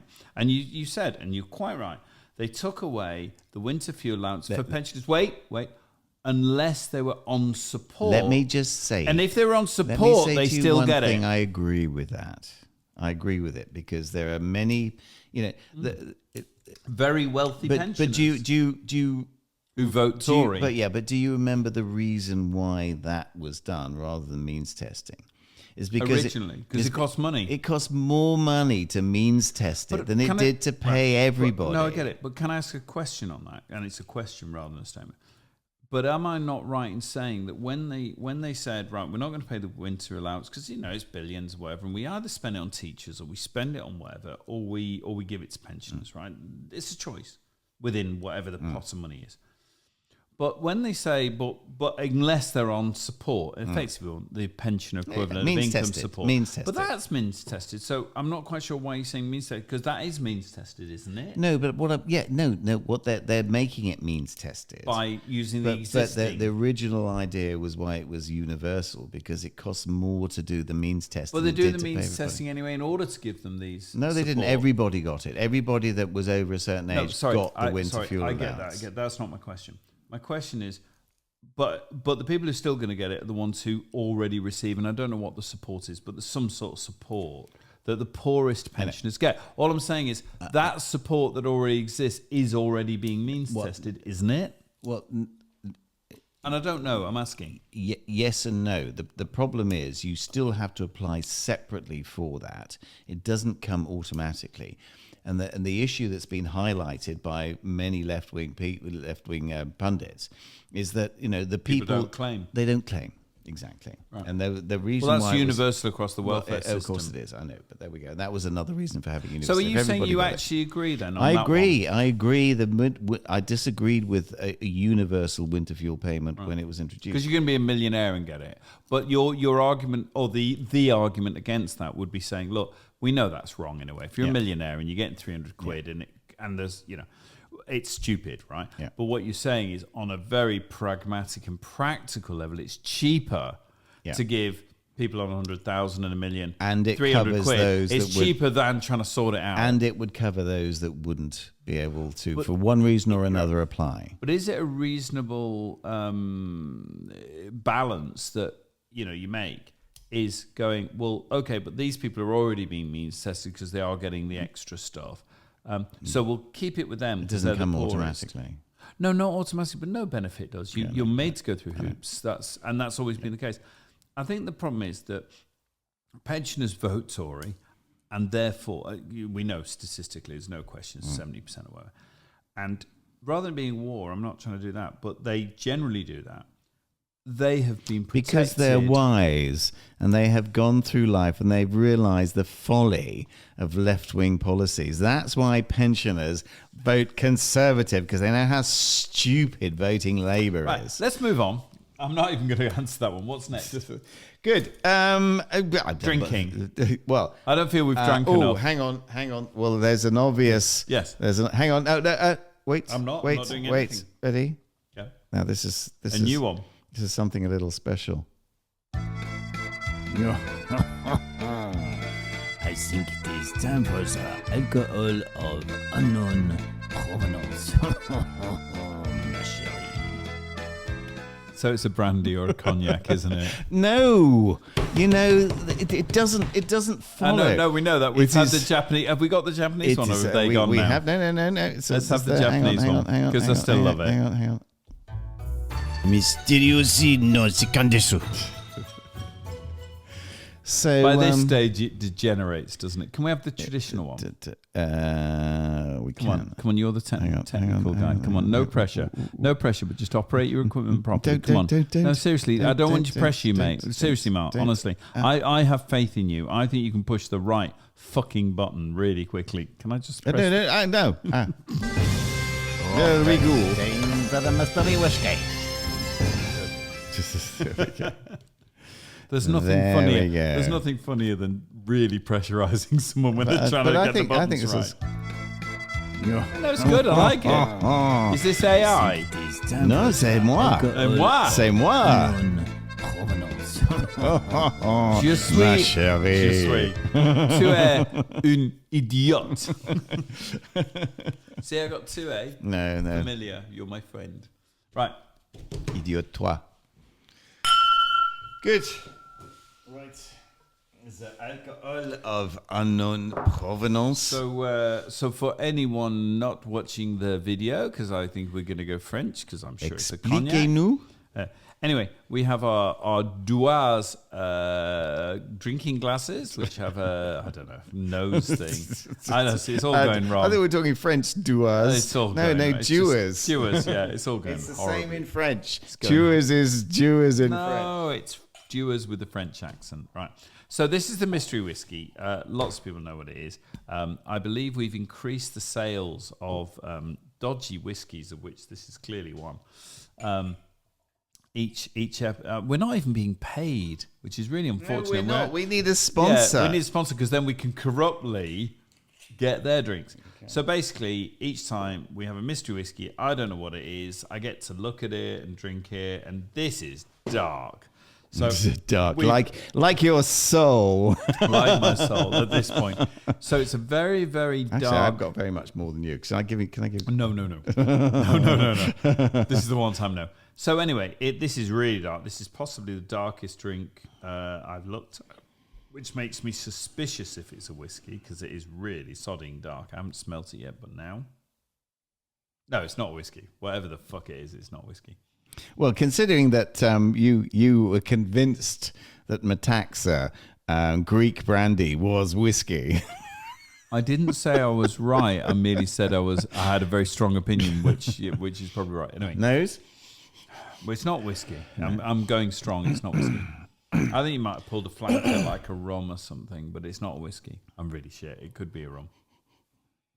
That is Smells not nice. whiskey. It's not whiskey. Yeah. It's not whiskey. Yeah, good. Okay. Well done, me. Well done, me. Yeah, you with your razor sharp palate. Yeah. Can I pull it? Is it a rum? Have I gone the right way? I'm not going to tell you. You got to tell shit, me. okay. There's a lot that's very not fruity. whiskey. Right. No. Yeah, apparently. It's quite fruity. Let's have a It is look. fruity, isn't it, No, actually? it's very fruity. Yeah. It's got a very fruity. Okay, fruity. got to go to the Fruity taste. nose.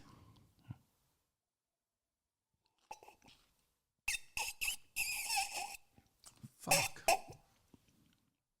I've had it before. I'm not sure it's a rum. I'm going to go with rum. Come on. You got to know if I get it right. You got to Are you zero nailing in.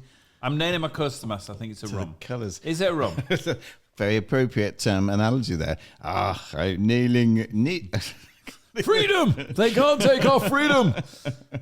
Although obviously we were. I be nailing my colours To the master. Anyway, rum. And what would someone Is who it need to rum? be talking like that be Navy, drinking? a Navy soldier, a Navy sailor, and a Navy sailor would be drinking rum. Have I got it right? It is a rum. Yes! It is a rum. But what kind of rum It's be a it? dark- What kind it's a of dark what rum. kind of rum be it? It's now? a dark rum. Come on now, you No, can no, do no. better than No, that. no, no. There's light rums and dark rums. This is a dark rum. It's a dark rum, like yourself. No, hang on. I'm pleased I got to rum. Although anybody else It's listening not to this, fucking difficult, is it? anyone listening to this goes, he's really proud that he can spot the difference in whiskey and rum. What is he? Right. Is it an ordinary rum? What kind of rum? What kind of rum? It's clearly not a white rum, is it? Hang on, no, it's not a light rum. It's a dark rum. I've got to say, it tastes very nice. It I do does like taste it. nice, doesn't it? Which is the most important part of all of this. You may remember that on one occasion, me, you, and a good friend of ours, Glenn, who is by military. Is that pillow biter? Yeah, he's an ex-Marine. Is he pillow biter? No, well, I mean, I made some jokey rum for him, which I entitled Pillow Biter. But Glenn's going to kill you because we just went public. He bought at our birthday a bottle of no fucking idea, but go on. spiced rum. It's a spiced He rum. bought us a bottle of the Kraken. Right, go on. Hey, this is the spiced rum. It's very nice. It's not spiced in an unpleasant way. Yeah, it's not, nice. You know, It's it's really not. good. Yeah, it's quite gentle. It's really drinkable. Is it something you can buy? I mean, for people listening, is Yes. it?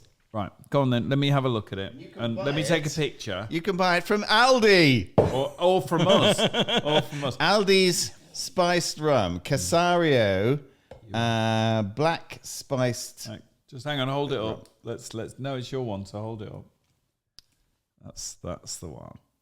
There you go. That'll be on the WhatsApp group. And by the way, if it's you are 40%, listening, it's full strength. if you are listening to this and enjoy it, please come over to our WhatsApp group, and it's literally just for the people who enjoy our show, and we get comments and we got stuff. So we'll post this on there. But let's not forget for one moment how classy Mark is. That his only contribution to this show is Aldi. Well, all I can say is last time John, under pressure, went to a local supermarket that's very well stocked in a variety of Bought a very expensive. and bought a very whiskey. expensive Japanese whiskey that was basically shit. No, you liked it. No, it was The Nikkei, Japanese Nikkei whiskey gave with that it- chocolate toast. I gave it that it was complex and so on, but at the end of the day, it was harsh, and I thought it was the only thing it was any good for was cocktails. Right, on the basis that nothing Mark says is to be trusted, may I suggest, gentle reader, that you listen to the podcast, the last podcast, when he was saying it was really nice. No, I didn't. No, that's absolutely not what I said. Anyway, this is really nice. This is nice. See? No, it's very nice. This will see us to the end of the show. Now, have you got any music? The reason I say is I desperately need to go to the loo. So I'm out of here. Okay, well, Hang on. hang on. We're gonna do a suspension here because I want you to listen to this. God, I need No, the no, loo. no. We can do it. We can do it. You go to the loo. Yeah, you I'll talk cut it for out. 2 minutes. I'll cut Go it on. out. I'll cut it Tell out. them what you really say about me behind I'll my cut it back. out. John, Jesus Christ. You know what? This is meant to be a professional show. He's such a. How was that? You don't get that on the Joe Rogan No, show. I need one as well. Seriously, Oh. are we actually live? No, still live? well, I have to record everything, but once it's all recorded and synced up, You I can keep chop quite it. a lot of this. I can Can I talk chop about a bit. you? You can do, yeah. Oh, great. Okay. So, oh, God, it's so nice not to get interrupted by Mark again. By the way, those creaky noises you're hearing are not the chairs. That's Mark's knees as he's heading off to the loo. I mean, do you know, this is the first time we've had to take a break and pee, isn't it? Honestly, gentle listener, I really hope you understand the level of professional quality that's going on here. Anyway, oh God, what can we talk about? Confessions. Yeah, we can do that. I'll wait till Mark. Well, I'll carry on when Mark gets back. So I went to the Moseley Festival this weekend, and all I can really remember is being there on a Saturday morning after the Friday one. So Friday, Saturday, Sunday. And I'm there on the Saturday morning and I'm saying to myself before I go in, I am not going to let this be a 3-day bender. Because the first day, you know, you're in there from about 1 in the afternoon. And so you're drinking steadily. And you're leaving there about 11. And so it was a really, really nice festival day, like it often is, in a slightly hazy environment. And you wake up the Saturday and you go, I'm not doing that again. And then on Sunday, which was only yesterday, I just went, oh shit, this is a 3-day bender. And I don't know about you guys, but when you go to a festival, there is something just lovely sitting in a field, hanging out with everybody, and just absolutely putting normal life behind. Anyway, I'm hearing the return of the. What are you doing, Mark? What are you doing? Why have you got a hat? Why have you got Jane's hat? This is going to... Right. Anyway, I was talking about festivals, and I made my first confession about the festival. This Moseley one we had, which by the way was brilliant. Moseley is just a small suburb of Birmingham. I mean, most of our listeners are from Birmingham, apart from our lovely Luxembourg and possibly Russian and maybe even Azerbaijan listeners, which is my daughter being kind and hitting the Azerbaijan button. But in the festival, I was just saying that Moseley. Are we back on? I thought we were staying on. I thought you were going to leave it. We This are. lonely conversation. No, we're gonna cut all that out. We've not. No, don't do that. Because I'll check and see if there's anything you do that. worth it. Right. So should we start again? Right. No. Okay. We'll do a cover up. So well, anyway, let me just explain for those if we do cut this. That our late middle-aged bladders both found themselves under substantial stress. I think we're keeping it. Because I did a monologue and therefore we had it. So we're going to go into some music before we move on to another. Oh, I thought we were doing festivals. No, we're doing festivals, but we're doing it after some music. Because you said, have we got some music? How many have we got left? I've got loads. No, how many we played for? We got probably 2 left. Have we played 4 or 3? 3, 4. 3. We played 3, I think. 3, yeah. So this is a really nice. This needs editing, Mark. This is a really nice track. It's a bit sort of acid jazzy. It's a little bit sort of. It's like a nice laid back sort of this time of the evening kind of track, and it's called Neon Escape. Cities waking up, lights begin to blend. Electric pulses where our stories been. In the smoky haze, find me on the floor. Our reflection makes crave a little more. We're clear as one. In this midnight sea, we will not take hold. Where the heart's down the beat, yeah. We will neon that we do so down the blind. Where the light beat up in the sublime. Feel the bass on go through the night we're free. As we need forever, we wanna be. As we need forever, utterly on side. Cities never watch the stars to die. Feel the city shimmer in high. We're clean. Let's get together,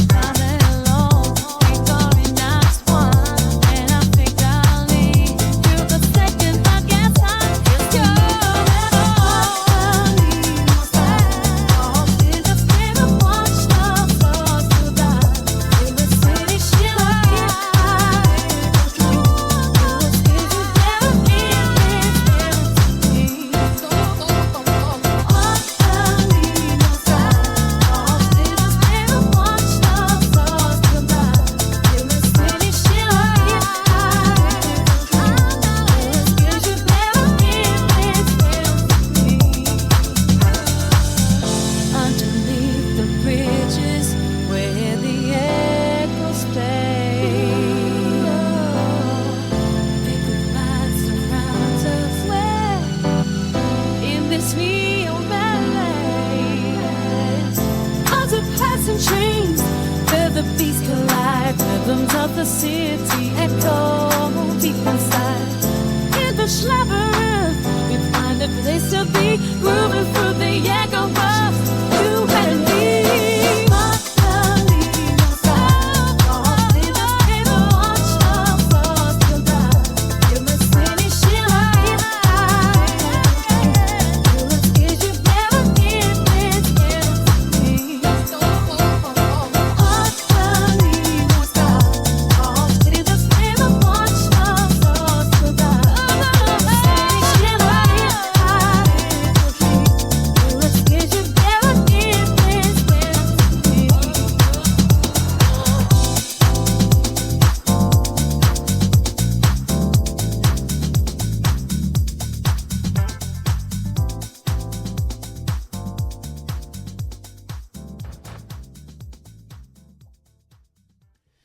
So there we go. Neon Escape. Are we letting our listenership know that both you and I had to drag ourselves off to the loo and pee? Yes, we are. I'm right. going to edit it So that it's still clear that's It's, happening. hopefully slightly amusing, and that we all get the piss taken out of us. This is the because- first time we've broken. We have done this for nearly a year, right? Drank, enjoyed ourselves, had a We laugh. both had to go. We've never both had to go Our to late the loo. middle-aged bladders have finally given up. It's finally given. Right. So No, what- no, I want to. No, I just love how I'm unprofessional going to we be are. a little sort of lax in the editing over what's just happened, because just to explain,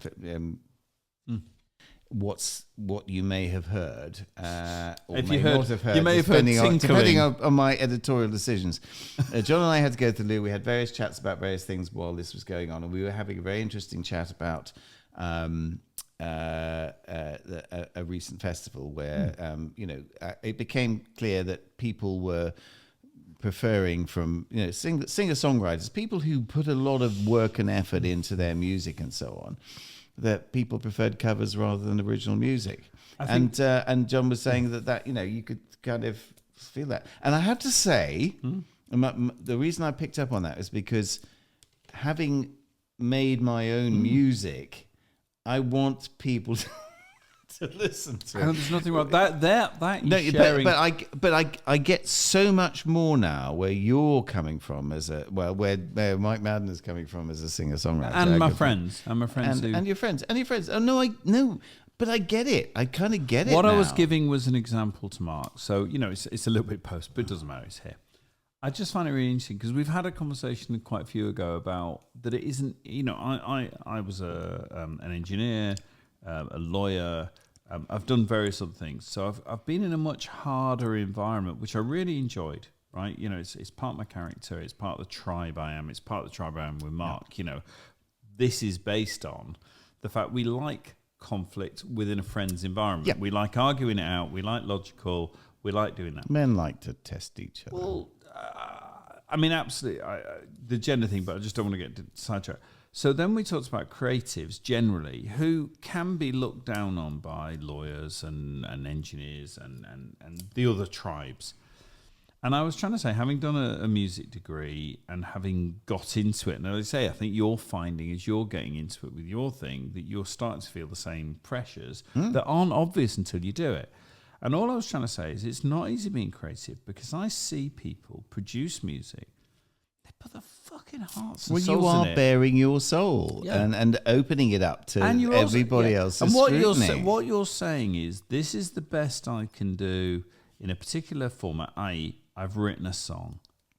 I've turned around to the world and said, I think what I've done is good enough for you to hear.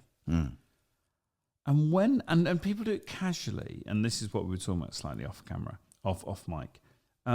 When people say, for instance, and this happened, someone was playing at a festival, someone was playing covers, and they very nicely, and they, good covers, they were, really nice singer-songwriter. And they reach the point, and they get messages in their earpieces, and it basically said, you know how we said you can't play too long because they have very strict schedules? Oh, fuck. We need you to play 20 more minutes, right? That happens. That's just the real world. And this guy who was on stage turned around to the audience in a very nice way, very connected, and said, oh, my God, I've just been told to play 20 more minutes. And someone shouted out, play some covers then, right? And from their point of view, they're genuinely trying to help the guy because they're saying if you play covers, everyone will dance, everyone will engage, everyone will be there. And that's what they honestly mean. There's no maliciousness in it. That's what they're saying. They're saying, play some covers and we'll all dance. We'll join you. What they don't understand, I think, and it's a collective thing, it's not, it's absolutely not. It's an example. I get it. They don't get that the person who's done their own original music has genuinely given of themselves and exposed themselves to ridicule, to that was a shit song, to all the things that are in your head screaming, you have no talent, no one wants to hear what you want to say. Yeah, play somebody else's music. music. You keep thinking to yourself that you've got something to say, but no one really wants it. And when they hear play a cover. They're literally saying We don't to wanna you, hear- yeah, I know. to you, we don't want to hear what you've got to say because there's people who've done it miles better, Yeah. and we want you to just copy Yeah, them and yeah, show and give us them. And I'm merely the example here is just saying anyone who's a creative who creates, it can be art, it can be anything, understands the fear. And I thought that lawyers were strong because we go into court and we fight our ass off and we get our ass handed to us sometimes, and sometimes we do it to someone else, right? Tough, aggressive, male, possibly, and there's loads of female barristers. That's not my, no, but that's not my point. How many female No, lawyers but have been the against? no, of course, Okay, but the now. but the conflict element, and it can be in anything. And I thought creatives were kind of weak, lazy twats who laid around. And I've become one, but I had that imagery, and then I know how much it's hurt me when I've had variations of that. I'm going to give you one that happened only a month ago. And it really hurts. I mean, I've produced an EP. I've got about enough material to do another EP, and I'm going to build on it. I'm trying to work on something which I know isn't ready yet, but if I get it right in about a year, in about 6 months, will be good. It'll be new and it'll be good. And I want it to be, and I'm putting a lot of effort into it. Mark knows how much time I've spent on this, right? And I'm really, really trying to get it. But I was at a campfire with good friends of mine. And we're sitting around in the afternoon, chilled out afternoon, and I started to play an acoustic song. And at first I was just noodling. So everyone's sitting around and noodling. And someone said something which sort of invited a song. And I started to play one of my actual songs. And immediately one of my friends, who isn't perhaps quite as kicked in, literally as I started to sing and play, immediately turned around and going, "Oh, what are you doing?" To the one next to him, or to person 2 seats away. "What are you doing?" "Oh, blah, blah, blah, blah." And I couldn't compete with that. He was louder than me. He was stronger than me because it's a song. It's quite a soft song. And I just stopped. I just carried on. I just went back to noodling. But unless you've been on the other side of the fence, a bit you were asking me to really listen to that last song, and this again, slightly off mic. I really listened to the first 3 songs, and I was saying to Mark, no, that last song was really nice and bouncy, but I want to chat to Mark. I wanted to, Yeah. But an extreme version, it kills you. No. And well, I'm strong. Let me just Yeah. just confess to a couple of things here. Firstly, now I am an artist and a creative. No, I'm not actually slagging you for that. I think there is artistry in what you're doing and creativity in what you're doing. So I'm not actually knocking. Well, you on that. I'm very grateful, and you No, it's probably true. indulge me further than is necessary. I think it's true. But I get. I will I get discuss where you the come from. limits, but you are proud of what you've produced, and you've put creative effort and into it producing reflects my aesthetic, which is the thing I keep coming to back. And I get all the criticism. There's something you want to say. There's something. If I'm putting something out, I'm saying I like this. This says something about me. Okay, and I get it. I get all the. By the way, there's also a certain truth in it. Your prompts and where you're trying to guide it. And I want to make a distinction. And this is nice about you. It really is. There is someone I know in music, and I've tried to support them, and we actually do. Musicians listen. We really listen to each other because we would never. We understand the pain, so we would never do anything other than if you invite someone in, you fucking listen to them, right? Musicians will always do that. And at your campfire the other day, exactly that's what happened, right? But I know someone who wants to say stuff, but he doesn't, and this is different from you, and this is, again, why all the fucking layers blur. He wants to do it, and therefore his natural area is soft rock, and that's fine. Soft rock, yours is, I think, country, your natural first area. I'm really wide, but there we go. I'm just going your first area. Your easy area for you is but anyway, his is soft rock, and that can be great. But I've tried to say to him, but when I listen to it, and this has been quite a while ago, I don't hear you. I mean, honestly, I don't hear you. What I hear you doing is picking. Funny enough, in the irony of the AI, I hear you picking. In other words, what you think people want to hear from a soft rock song. I see that, and I just sit there going, I want to fucking know what you want to sing about. Anything from the final countdown to whatever. I want to hear something that's you. Now, Mark, to your credit, with all these different variety and genres and the debate about creation and stuff like that, there is something in there that is you. You want to say something. No, that's right. Well, there's two things I wanted to say, and the first of all is that this is actually, when you think about it, been going on for a very long time. Because if you create a playlist, you say, "This is me. This is what I like. want to listen to." Yeah, this is what I want to listen to. And if you like it, then we have something in common. But the second thing I wanted to say is that. Having being now a musician and creative myself, and having some insight into the other side of the coin, is that I have been guilty of taking the mickey out of sometimes. And my good friend John here, who works very hard at his try and create. Yeah, but in a blokey and unserious way, but an insensitive way, and I have not given him the credit that he deserves for the work that he's put into mastering his craft, and I respect him for that. I really do. And 2 years ago.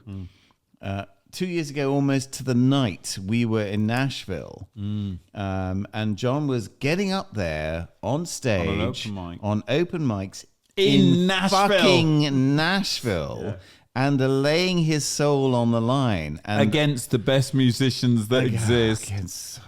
I mean, they're just so good. And and huge kudos and respect. And I hope.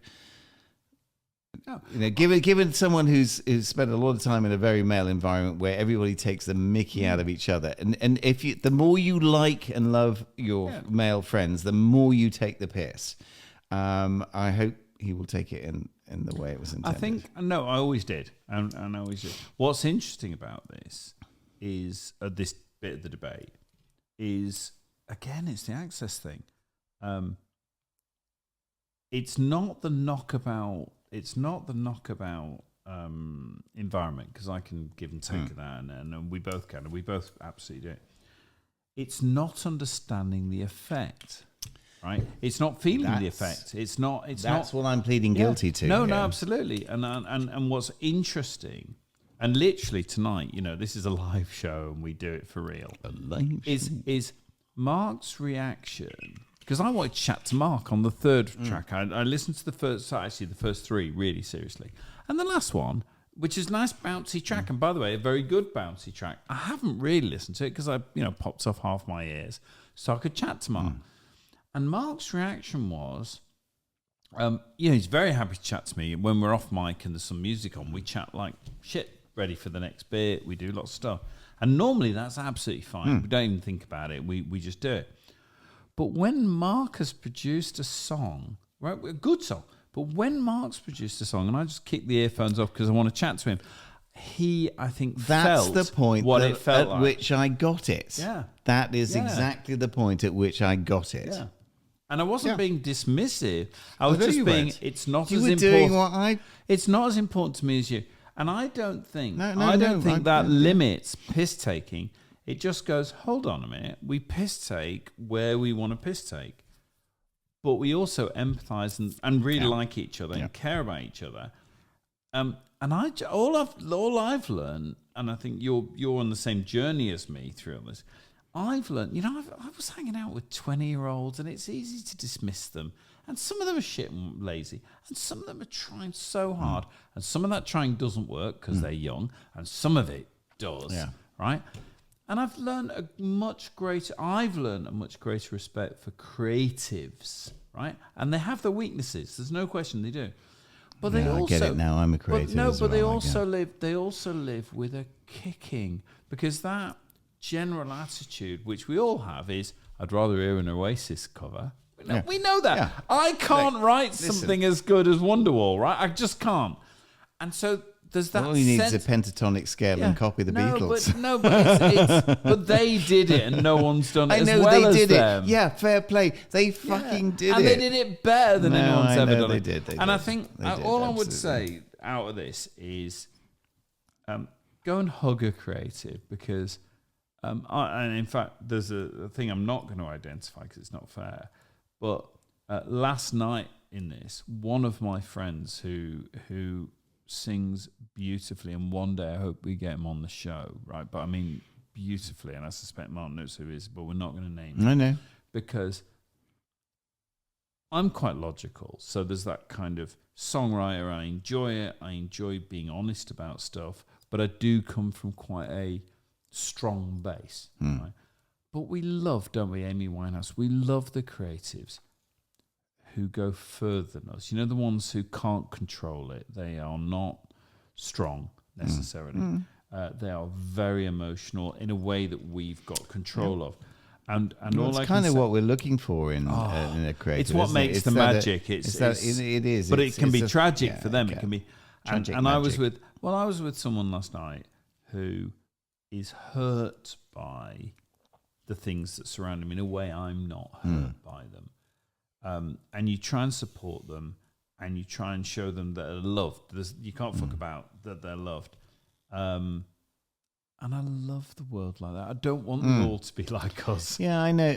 But the thing is, like, you know, And you're learning. I'm not even funny, but your reaction and the way you've just talked about it is actually different, isn't it? You've genuinely learned something. quite. Well, Well, by feeling it, you've kind of gone, Yeah. oh, hang on. it's like kind of beginner's luck, really, because the lot of the stuff that you've heard so far and that I've been playing even now is stuff I made, you know, several weeks ago. Yeah. And I've come to the point where actually this really could do something. I could do something with this. And I've then had to go back and sort of try and learn to master the tools to make it actually really what I want. Well, you're actually, you're pushing an envelope. We'll maybe do that Yeah. next week. Yeah, as in- we will. Because I think it's an ongoing conversation. But let me just say one thing about what you say about, you know, creatives and putting yourself out there. And I think it goes, you know, to so many areas, you know, be it if you want to be an entrepreneur and a businessman, business person, you know, you've got to decide what you want to do, and you've got to be able to take the shit. But it's very hard. Right. I'm pretty good at that, right? But I've been hurt. Well, let me. But the main creatives are much softer, and it Yeah, hurts them I know, much I know. more. And I've begun to recognise how strong it is to Yeah, survive I know. when you're softer and you get But the trouble comments. is you've got to have that resilience. I mean, you know, I faced things when I was younger in what I aspired to do when I, you know, in the army and what I wanted to do in the army, and then when I decided, And people laughed at you, Well, presumably, they and said, laughed "No at- fucking chance." Yeah, exactly. You, the They did. SAS. Even my, thank you. No, but I'm guessing some people didn't Well, believe for a plenty of moment people, you could including do my it. my Right. mother and my stepfather. Right. You know, and it all became a bit of a joke. And by the way, objectively, that's not unreasonable. Your odds were fucking quite, awful. Quite, absolutely. And then after I'd, you know, sort of been there, done That's that, where pride comes and from. I told people, you know, I'm going to be a barrister. Yeah. And it was like the same sort of thing. And, you know, and you've got to be able to face that shit down. But I think, given I was an engineer and a barrister before I did anything to do with music, and effectively you am. you were SAS Listen. and a barrister, and now you're dipping your toes into real music, and I'm- you are putting work into but it. I've gone through all that, and what is it that I want to do Yeah. more than anything else? But- is find some way. Of expressing yourself. Exactly. No, I get it. And what I'm saying is it's almost a similar journey. Yeah. Because, oh, God, we love each other. It's very, very bad. We do. By the way, especially we're now on our second rum. But I think it's wonderful but what we've got to remember is we are the people who are quite strong, right? And whatever the traditional meaning of that is, listen. right? But I see the people next to I us get it, I get who it. I really care about, who are creative, And my empathy goes across to going, shit, if you're not that strong and you still keep going, there's admiration there. That's what I'm trying to get to. If you're not strong and you still keep going, then you're strong. I know. But I'm saying not obviously. No, that's what I'm trying to get to. That's we the wouldn't thing. necessarily see their strength. I'm beginning to see their strength. When I stumped up for selection, I was a posh kid who nobody took seriously at all, you know, faced with, you know, people who'd done all sorts of other things, you know, marathon runners, triathletes. How many have you got through selection? Well, out of 66 started. How many? 2. You and John Batty. Yeah. See, even I know who he is. Yeah. And you've got to have, but it's almost like having admiration for that. Having admiration, I just think, you know, it's a very positive outlook. I absolutely admire what you guys did, right? Because the odds tell us all we need to know, right? And now I look at, you know, there's Fee from my old college. There's these people out there, and all I'm trying to say is I'm getting a sense of what they have to go through. That's it. It's very nice. Yeah. Right, next. Good. What are we on? We are on. We can be open with our people now. What time are we on? We are on just over 2 hours. Right, so we've got one more. We've got good one more. Can we have? Well, you pick it. No, you pick it. I don't care. Oh, well, we're going to have some music first, and then we're going to have. Is that 4? And then we're going to go to our 5? boys' Bible, the boys' Bible. So this is a song. This is a song. I forgot the title. The order that I actually had quite a lot of input into, and I had to edit things quite substantially. I did a lot of work on this one, and it's a bit of an EDM. Tell us about it. Bit of an EDM, and it's like I wanted an EDM song, but not in the traditional way. I wanted something with that vibe, not a cliche. I wanted some good vocals and all that. A lot of the I end up turning out EDM stuff that has a lot of vocals, which actually isn't EDM. It's like got that sort of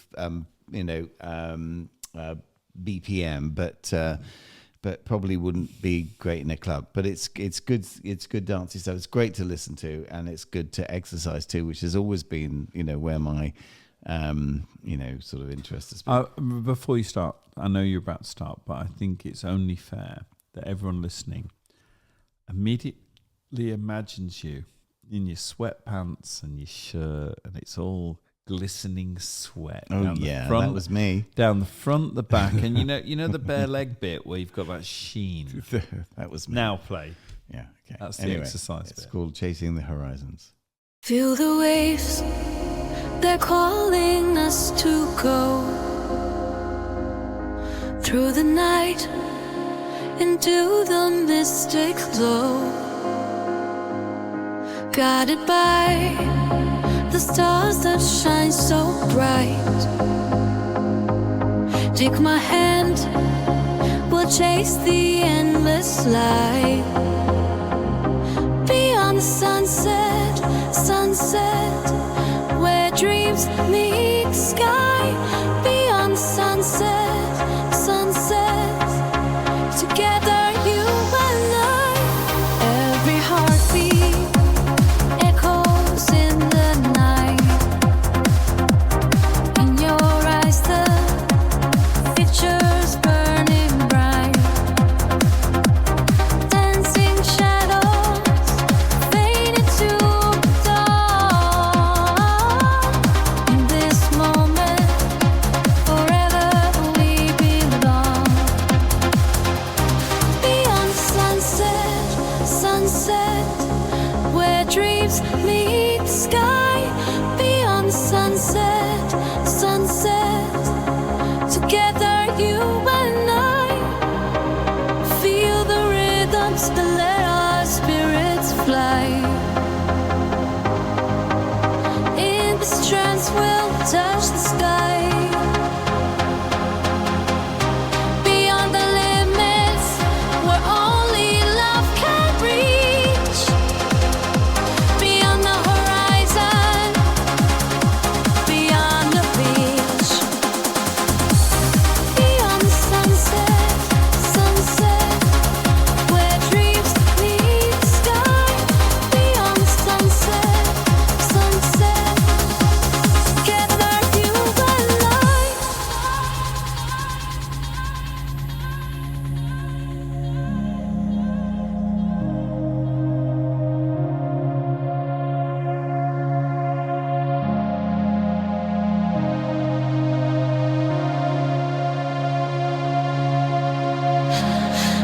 All the sunset, sunset. Together, you and I.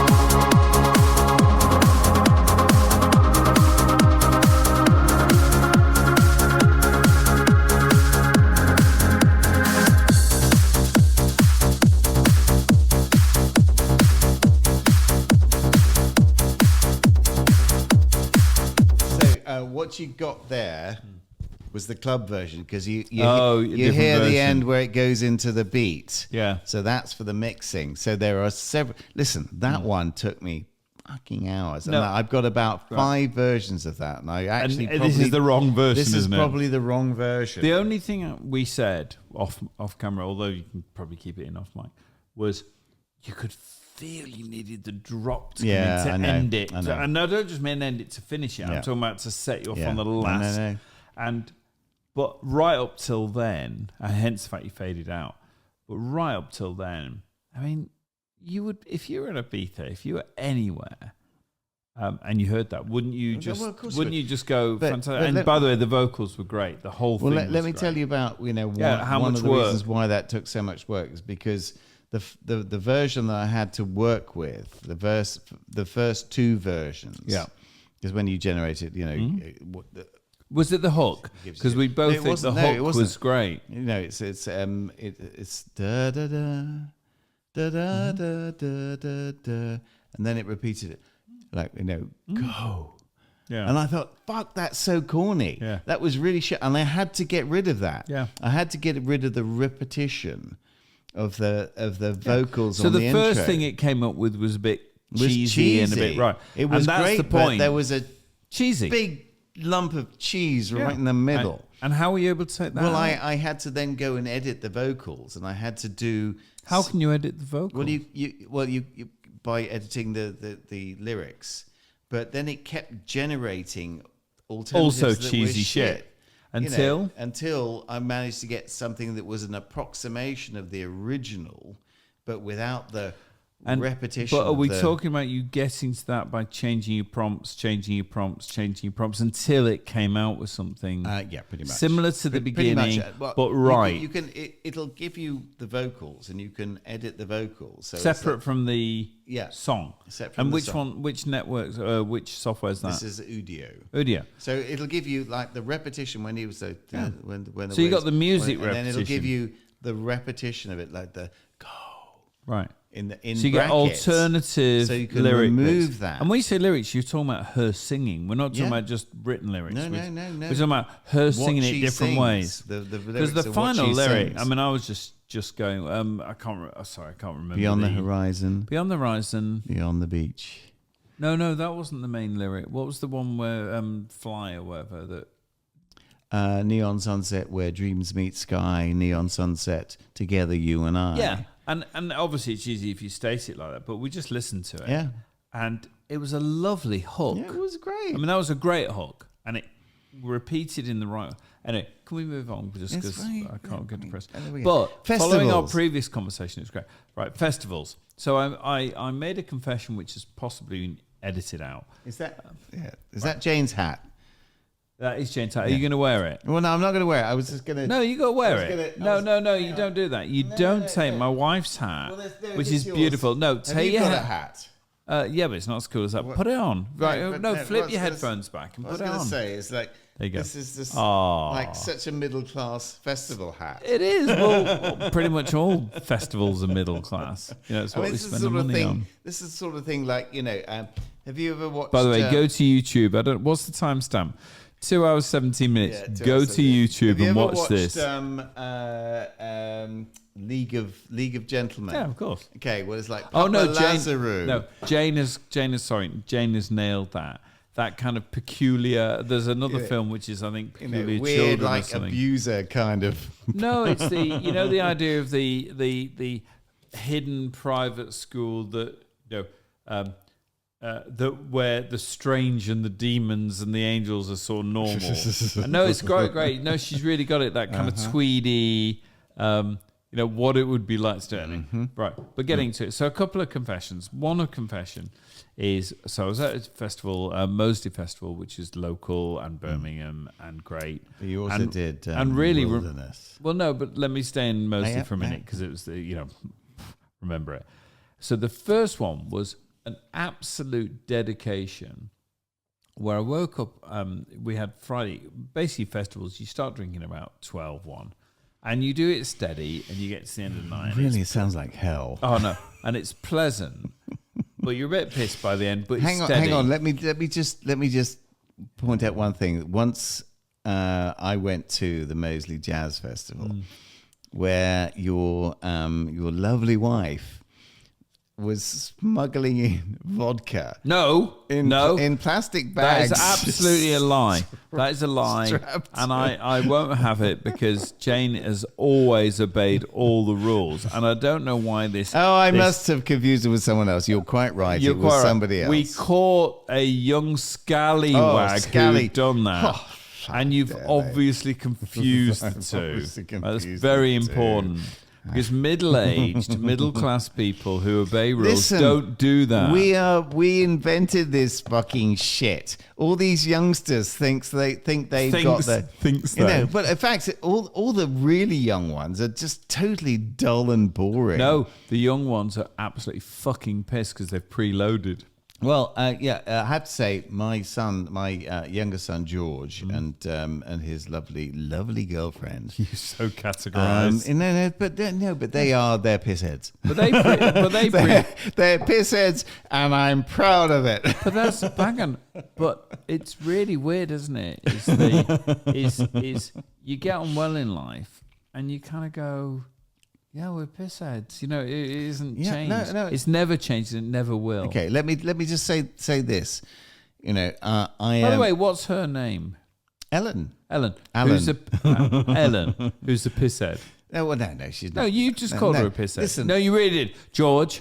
Okay. He called your Ellen is a lovely is she a girl. partner? Is she actually a partner now? They're partners. They're living together. Can we say Yes. partner? Yeah, we Can we say partner? Yeah, Right, of course right. we can. Who's a pisshead? No, listen. Okay.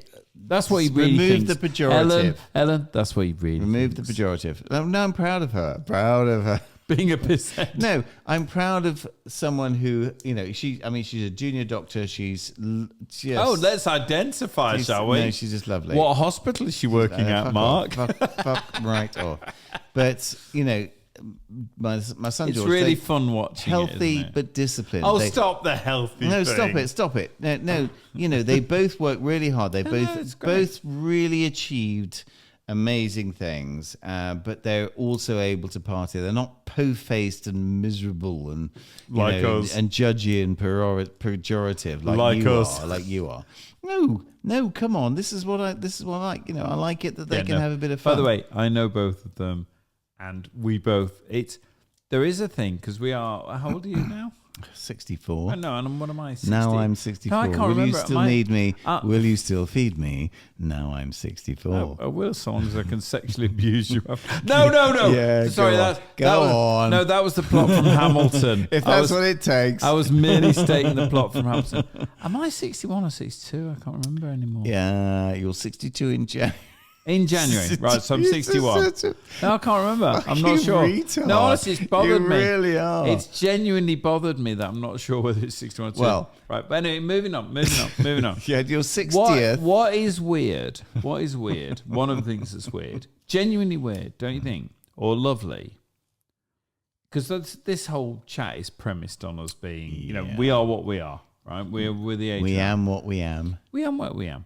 But isn't one of the really weird things is we're just old enough now that we see our kids, and you know, we've had the kids, we've had the annoying 21-year-olds who are supposed to not be kids, but they fucking are, 23-year-olds, whatever. We're now watching them bloom. With, you know, if hopefully it's gone right, including all the fuck ups, you know, like wrong directions and all the shit they go through. And you're looking at them going, oh, fuck, we put all this effort in and you're still a twat. Right? You know what I mean? Right, hang on. And I think my vote is 24. About 24 onwards, we suddenly go, fuck, you've got it. And you're good. And, hang on, nothing to do with us anymore. You just watch them take on. I watch it with Joe, Jane's son. I watch it with Ella. I watch it with Ondor. Fucking hell. Lottie. That was really bad. Oh. That was really bad. No, that was really bad. You edit that. Right. But you've got George, and you just watch them bloom. Yeah. And his girlfriend. Listen, I will be honest. No, but you just I've love got it, one don't that's you? bloomed, That's I've got one watching. that's had issues. But it's going to get there. He's had struggles. Right. But my point is this, that we just watch them and go, fuck, they've got it. You know, that bit where you go, it's going to work. Yeah. I don't know where it'll take them, but it's genuinely going to work. It's the baby bird you kick out the nest and flies rather than hits the ground. You know, but they have hit the ground. I mean, George wasn't. What I'm saying is, George didn't not bounce on the ground. No, but right? George was. But then picked himself up and became George. George had a couple of problems with lots of a reasons. serious a couple of serious bereavements, and we spend a lot of time And by the way, talking to really, each other. you're almost minimising, and I don't want to build it up. What I'm saying is, he got a proper kicking. Yeah, he really did. I mean, I get it. The fact that he's risen, but I think all I'm trying to say is, isn't one of our joys in life, and genuine, this is where I'm trying to get, isn't one of our joys in life watching them lift, including his girlfriend, including his partner, and I see it with Lottie, and you're just going, that's when you get the joy of the whole thing. And I think there's, is there any more? There's fucking loads, mate. I think I think like life presents us with a fairly stark dichotomy. Go on. And that is, when things get difficult, you either sink or you swim. I'm a bit softer. But I'm a bit softer because you've gone through a period, and I know Lottie's gone through. Nobody supported me. Nobody that's gave not me true. anything. No, it's not. Oh, you had It is fucking true. swans. Someone No. gave you swans. No, they it's just didn't. not true. Listen, they gave you a great education you had not personally earned, and you got it, and that got you to a level where then your all right. effort, If you imagine you were sent to a school where you were abused, Swans. okay. you weren't abused. No, I wasn't abused in the sexual, but I was abused in the physical sense. You're really not pretty enough. and I was and I hated that fucking school. Hang on, I and get I that. came out of that with nothing. That's not true. All right, Because when okay. you- Well, I came wait, out of I'm it gonna with. tell you. I came out. All right. Yeah. Okay. Then I came out of it having been faced at a very young age with the sink or swim mentality, and I swam. And when you're in the SAS training, the SAS selection, right? And they were twats to you, and they tried to break you. No, they didn't. No, it doesn't work like that. Right, The right. that selection is not like that. Well, It hang says on. that- 2 of you made it out of 66. Yeah. So, Right, well, do you let know me- what? I'm going to go with All it, right, well, broke let me just people. give you a bit of an explanation. Firstly, let me say that I Supportive, I but did, still I trying did to break. selection and past selection for 23 SAS, which is the SS reservists. And absolute full credit. Okay, when it was like, okay, 66 of us started. There was a few runs and all that sort of stuff, and we were told what we got to do. Nobody shouted at you. Nobody yelled at you. Nobody told you what So you had to do. it was easy to fail. No one stopped it being easy to fail. No, it was easy to fail. Right, so hang on. And nobody said if you wanted to Yes. VW, if you wanted to voluntarily withdraw, say okay. It's simple. How did you go from 66 to 2? You know that process. Why are you the 2? What? No, I'm asking Because I wanted it. Yeah, no, but hang on. Everyone wanted it. Nobody of the 66 didn't want it. They didn't. I mean, you wouldn't Well, go I for wanted it. it more than them.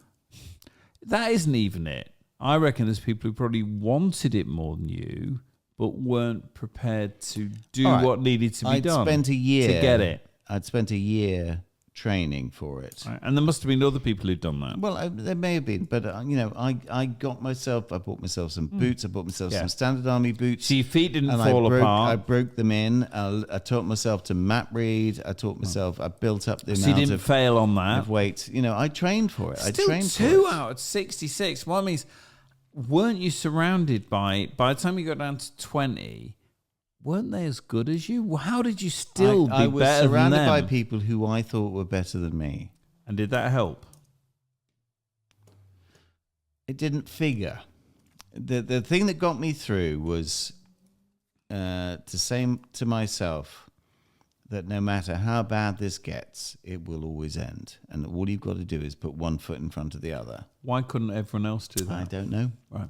I don't That's- know. And the same thing came, an intrinsic part of the selection process and of various exercises afterwards, because we had to give the interrogators an opportunity to interrogate people, was that, you found you had to go through interrogation. Didn't you And the say thing that? is- Didn't you say that so and that last group, the last group who gave? I'm really amazed it was only 2. Is the last group almost a subjective thing, but they trust their subjective judgment?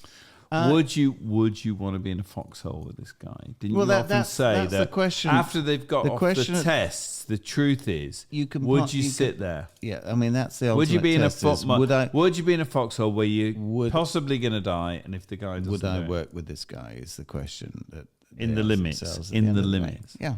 Anyway, And Drunkenly, yeah, but so there we go. absolutely. And I was a posh kid. I spoke posh. Nobody gave me any credit for any of that. And you've told eventually- me with all the different people that are there, it doesn't matter what you're from, they'll attack everything. They'll attack you for being posh, they'll attack you for being working class, they'll attack you for being gay, they'll attack you for being black, they'll attack you for anything. But my point is, sorry, I wasn't trying to hit trigger. What I'm trying to say is, find a weakness, attack it. They're not interested. By the No. way, you've told me they're not. There's no reality. It's just. Am I wrong? Have I got the process wrong? Right, go on. So tell me what the process is. No, How do you get from 66 to 2? What's There's the process? nobody's interested. There was a really nice guy, an Asian chap who was on my selection, who worked really hard, didn't quite make it. Very serious. Actually stayed in contact with him. It really didn't. How do you matter. select without attacking? That's what I don't understand. You don't attack. Go on. You don't. This whole thing about yelling and shouting that You the still Navy SEALs do. not about. So But you it's- still winnow everyone out. How if you don't attack? because it's so hard. what you're actually doing. It's so hard that what's asked for you is that if you have not got. So they you don't know- need to attack. No, they don't need to attack you. Listen, you go out if you were turning up on a selection march, okay, you would be you'd have your kit. You'd be taught how to make a shelter. If you were not an ex So they would soldier try. from They the, would try and help you with the gaps. Right, The gaps let you me just haven't tell you, got. we had a lot of people, probably 75% were soldiers from, regular units to other TA units and so on and so forth. So, but for those that had come off the street like me, they would show you how to build a shelter with your poncho. They would show you how to cook a ration Which you pack. didn't know how to do. No, which I'd never done before, but I'd researched it and I kind of knew. you'd done the work. I prepared myself. I prepared myself for it.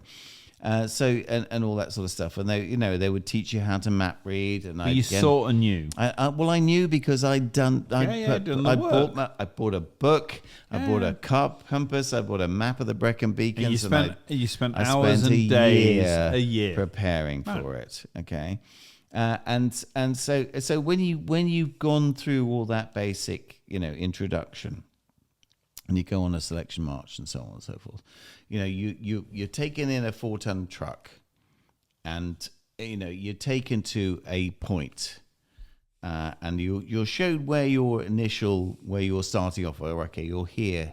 This is your next checkpoint, and you're given a grid reference. So you have to find that on your map. Okay, show the staff, the DS, directing staff, where you are now, where you're going to, and and off you'll go. Right. And there will be a tent with 2 members of the directing staff there with a radio and so on and so forth, and they'll check you in, and you don't know how far you've got to go. You can be going for 10, 20, however many checkpoints, and at various stages through that, there will be a 4-tonner where people, if they want to voluntarily withdraw, can voluntarily withdraw. And nobody's shouting at you, telling you, and so nobody's saying, well done. So nobody's saying, right, but you're not- shit. So not everyone withdraws. People are cut. There's no question. There's No, people nobody's who won't cut. withdraw. Nobody's cut. Nobody's cut. What the fuck? Nobody's cut. Hold on, wait. Everybody 66, withdraws. 66 down to 2. And all you have to do is not withdraw. Everybody withdraws. Nobody. Hang on, nobody got cut. No. What the fuck? Nobody got cut. Are you serious? I'm serious. They didn't turn around and go, well, you didn't do it in time, you didn't do it right, Okay, all right. If you're failing the times, okay, yeah, you're failing the times. So they did get But caught. if you're So failing, you're lying like a Tory. all right, okay. If you're failing Lying the times, like a but to Tory. be honest, the times depend upon the weather and the conditions and so on. And It's not that. It's not that. It's you going, I don't want to leave. You're cut. No. At the end of the day, if you're cut. Yes, you are. If you don't make the cutoff Was that a time, lie then? no, it's a misunderstanding. You what I and said. you and Oh, and John shut Batty. up. You and John Shut up. Batty. Shut up. Let's end Listen, this. Let's let I say this that- one crash into I the say ground that. because I have drank more rum. Drank? I've You drank. drank it. No, it's past tense of drink. I have drank more rum tonight, and given I'm on a 4-day bender out of the Mostly Festival. I'm going to play one more track now before our outro, and we'll have a brief one. And this is another off the wall one. It's called "Seize the Day." It's another one based on the sort of Folie Douce theme that they went through. Folie Douce. Okay, and it's this has the thing that gripped me about this one was the vocal. The vocal was really unusual, and it was like I just think, oh my god, where did that come from? Anyway, here it is. Seize the Day. City lights got away, chasing stars tonight. Footsteps echo, cobblestone play in this Parisian light.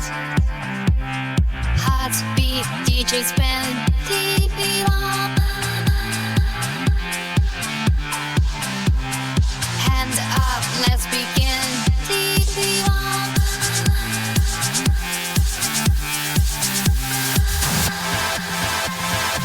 The 42s feel the groove under Paris skies. Dance sides make the move as the music flies. The Folie Douce, we fly